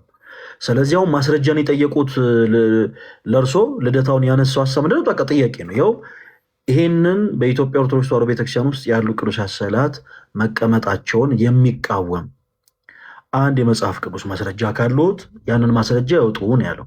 ስለዚህ እኔ እንደምለው ምናምን አሁን እንዲህ አይነት ግላይ ሀሳቦች ይቁሙና ወደ ጥቅሱ ይግቡ። መጽሐፍ ቅዱስ ሲያወጡ ልደትም ያወጣል። እዚህ የመጽሐፍ ቅዱስ ክፍል ላይ ይኸው የእናንተን አቋም ይቃወማል ብለው ማስረጃ ማውጣት ይችላሉ። እሺ አሁን ማነው ልደታ እንዳለኝ እሱ ሀሳቡን አለኝና ላውራ ታወራለህ እንደፈለግከው ብሎኛልና ልክ ሳወራ ደግሞ የማውራት መፍትሄ ያለ ማስረጃ በፍጹም ያለ ማስረጃ በመጽሐፍ ቅዱሳዊ እኮ እናገራል። አሁን እኔ ነኝ አይደል ዘጸአት 20 ላይ አውጥተን እያወራን ያለ ነው። መጽሐፍ ቅዱሳዊ ነው እያወራን ያለ ነው። ፕሮፌት እባክህ አሁን ልደት ላነሳሉት ጥያቄ ማስረጃ ካል አይ እንደዛ ይባልማ። እኔ የግል አመለካከቴን ደቂቃ ስጡኝ ዝም ብዬ እንዴት ሰው ከልቡ አፍልቆ የሚናገረውን ነገር ለመስማት እኔ ቁጭ እላለሁ? እኔ በግሌ እኔ ፈቃደኛ አይደለሁም። እርሶ ለምሳሌ ከልቡ አፍልቆ የሚያነሱትን ሀሳቦች በአጠቃላይ እዚህ ጋር ቆሙ ሲናገሩ ለማዳመጥ እኔ ዝግጁ አይደለሁም። በመጽሐፍ ቅዱስ የማስረጃው ግን ሲያወሩ የሚናገሩትን ሀሳቦች ለመስማት ግን ጆሮዬን ቢቆረቆረኝ እንኳን ዝግጁ ነኝ፣ እሰሞታለሁ። እርሱ ያቀረቡትን ሀሳብ መጽሐፍ ቅዱስ ስለሆነ አሁን የሚመዝነን መጽሐፍ ቅዱስ ይሆናል ማለት ነው። የሚመዝነን መጽሐፍ ቅዱስ ይሆናል። እርሶም የሚያነሱት ጥቅስ ይኖራል፣ ለትም የመነሳው ጥቅስ ይኖራል። ከዛ በኋላ መመዘኛው ሚዛናችን መጽሐፍ ቅዱስ ሆኖ ይዳኘናል። ከዛ ውጭ ግን እኔ የምናገረው እኔ የሆነ አስቴት ከገቡ ሰዓት ጀምሮ እንዲህ እያሉ እያስቸገሩ ስለሆነ ነው። ይኸውልህ ፍለጋ ማለት እሺ፣ እኔ አሁን ለመናገር ማለት የራሴን ሀሳብ ለማውራት አይደለም፣ የራሴንም ሀሳብ እዚህ ጋር ለማውጣት ሰዎችን የሆነ አቅጣጫ እንዲይዙ አይደለም እያልኩ እኔ እያወራሁት ያለሁት ስለ እውነት በሆነ መንገድ ነው። ወደ ማስረጃው ብቻ ይገቡ እኮ ወደ ማስረጃው ነው የምመጣው። አሁን እኮ ሀሳቤን እንኳን ሳትነግሩኝ ማስረጃ በላችሁ እንጂ ልደት ማስረጃ ራሱ ማቅረብ አልቻልኩም እኮ እናንተ እኮ ስለሌለ እያላችሁ። እሺ አቅርብ ማስረጃ። ይኸው 2 ደቂቃ ሰጠው አውራ። 2 ደቂቃ ሰጠው። ይኸው በደንብ ይኸው እያልኩ ያለሁት እኔ ለተመሰለው ምስል በብሉይ ኪዳን ላይ የነበሩት ምስሎች ሁሉ የሚያሳዩት ሊመጣ ያለውን የአዲስ ኪዳኑን በሰው መካከል ሆኖ ሰው ሆኖ የተገኘውን ልጁ ኢየሱስ ክርስቶስን ነው። ክርስቶስን ለማሳየት ነው እያንዳንዱ ነገር የተገለጡት ማለት ነው። ቤተ መቅደስ ውስጥም የእግዚአብሔርም ታቦትም የሆኑ ሁሉ ነገሮች የሚመጡት መጪውን ኢየሱስ ክርስቶስን የሚያሳይ ነው እና ልል የፈለግኩት አንድ ነው። እዚህ ጋር የተመሰለውን ምስል ለአንተ አታድርገው ሲል ለጣዖት ብቻ አይደለም። ሚስትህ እንኳን ከእግዚአብሔር በላይ ከሆነች ጣዖት ነው የምትሆንብህ። ገንዘብ እንኳን የምትወድ ከሆነ ከእግዚአብሔር የሚበልጥብህ ማንኛውም ነገር ለአንተ ጣዖት ነው። እንኳን ሰው ሰርቶ እንኳን ሰግደ እንኳን ቀርቶ ቤት ላይ ላለው ከእግዚአብሔር በላይ ያደረከው በህይወት ላይ የሾምከው ነገር ሁሉ ለአንተ ጣዖት ነው። ለሱ እየተገዛክ ነው። ለሱ ነው እያመለከው ነው። ስለዚህ እኔ ልናገር የምፈልገው ስግደት ለማን ነው ካልክ ለእግዚአብሔር ብቻ ነው። ዛሬ እኮ ለስዕል ትሰግዳላችሁ እኮ እናንተ ለቆመው ምስል። አሁን ለፍጥረታት ፍጡር ለሆኑት እግዚአብሔር ለፈጠራቸው ፍጡር ለሆኑት እኮ ትሰግዳላችሁ። ይሄ ቃሉ ይላል። አንድ ጊዜ ፍፄ በጣም በሚያሳዝን ሁኔታ እድሉን ሰጥተን ነበር። በኢትዮጵያ ኦርቶዶክስ ተዋሕዶ ቤተክርስቲያን ያሉት ቅዱሳት ስዕላት ልክ አይደሉም በዚህ መጽሐፍ ቅዱሳዊ ማስረጃ መሰረት ብለህ መጽሐፍ ቅዱስ ጥቅስ እንድትሰጠን ጠይቀን ነበረ። ልትሰጠን አልቻልክም። ስለዚህ የምትቃወመን ልብ ወለድ በሆነ በራስ ታሪክ እንጂ መጽሐፍ ቅዱሳዊ ማስረጃ የትኛውም ጴንጤ በእርግጥ ማስረጃ የለውም። ቤተክርስቲያን ውስጥ ያሉት ቅዱሳት ስዕላት ስህተት ስለመሆናቸው ማስረጃ ከመጽሐፍ ቅዱስ መቅረብ ጴንጤዎች ማለት ነው። በደንብ ማስረጃ አለ። ጴንጤዎች የለም። ጠበቅን እኮ ስጠብቅህ እስኪ ከአሁን ማስረጃ ይሰጠኛል ብዬ ስጠብቅ ሚስት፣ ባል፣ አጎት፣ እናት፣ ፍቅረኛ ምናምን ማለት ጀመርክ እንጂ የመጽሐፍ ቅዱስ ማስረጃ ማቅረብ አልቻልክም። በድጋሚ አንድ ድል ልስጥ። በኢትዮጵያ ኦርቶዶክስ ተዋሕዶ ቤተክርስቲያን ውስጥ ያሉት ቅዱሳት ስዕላት ልክ አይደሉም በዚህ መጽሐፍ ቅዱሳዊ ማስረጃ መሰረት ብለህ የምታቀርበው ከብሉይ ኪዳንም ሆነ ከአዲስ ኪዳን መጽሐፍ ቅዱስ ጥቅስ ካለ አንድ ስጠኛውንም ማስረጃ አንድ። ለማንኛውም ለቆመ ምስል አትስገድ የሚል ጥቅስ እኮ ሰጠው። ጥቅስ ሰጠው። ለማንኛውም ዘጸአት ላይ 20 ላይ ያለውን ከ3 4 ስዕላት ነው ያልኩህ። ለስግደት አይደለም የጠየኩህ። አሁን አትሳሳት። ዘጸአት 20 እኮ ስለ ጣዖት ነው የሚያወራው። መለስንልህ፣ እሱንም መለስንልህ። ስለ ስግደት አልጠየቅንም። ቤተክርስቲያን ውስጥ ያሉት ስዕላት በቤተክርስቲያን ውስጥ ያሉ ስዕላት ይህ መጽሐፍ ቅዱሳዊ ናቸው። በዚህ መጽሐፍ ቅዱስ መሰረት ምትል ከሆነ ጥቅስ አምጣ አልኩ። ዘጸአት አልከኝ፣ ዘጸአትን መለስኩልህ ስለ ጣዖት እንጂ በሌላ ቦታ ላይ እግዚአብሔር ስዕላትን እንዲቀርጹ ምስልን እንዲቀርጹ ያዘዘበትን ኢቭን ማስረጃ አምጥቼ አሳይቻለሁ። ስለዚህ አለህ ወይ?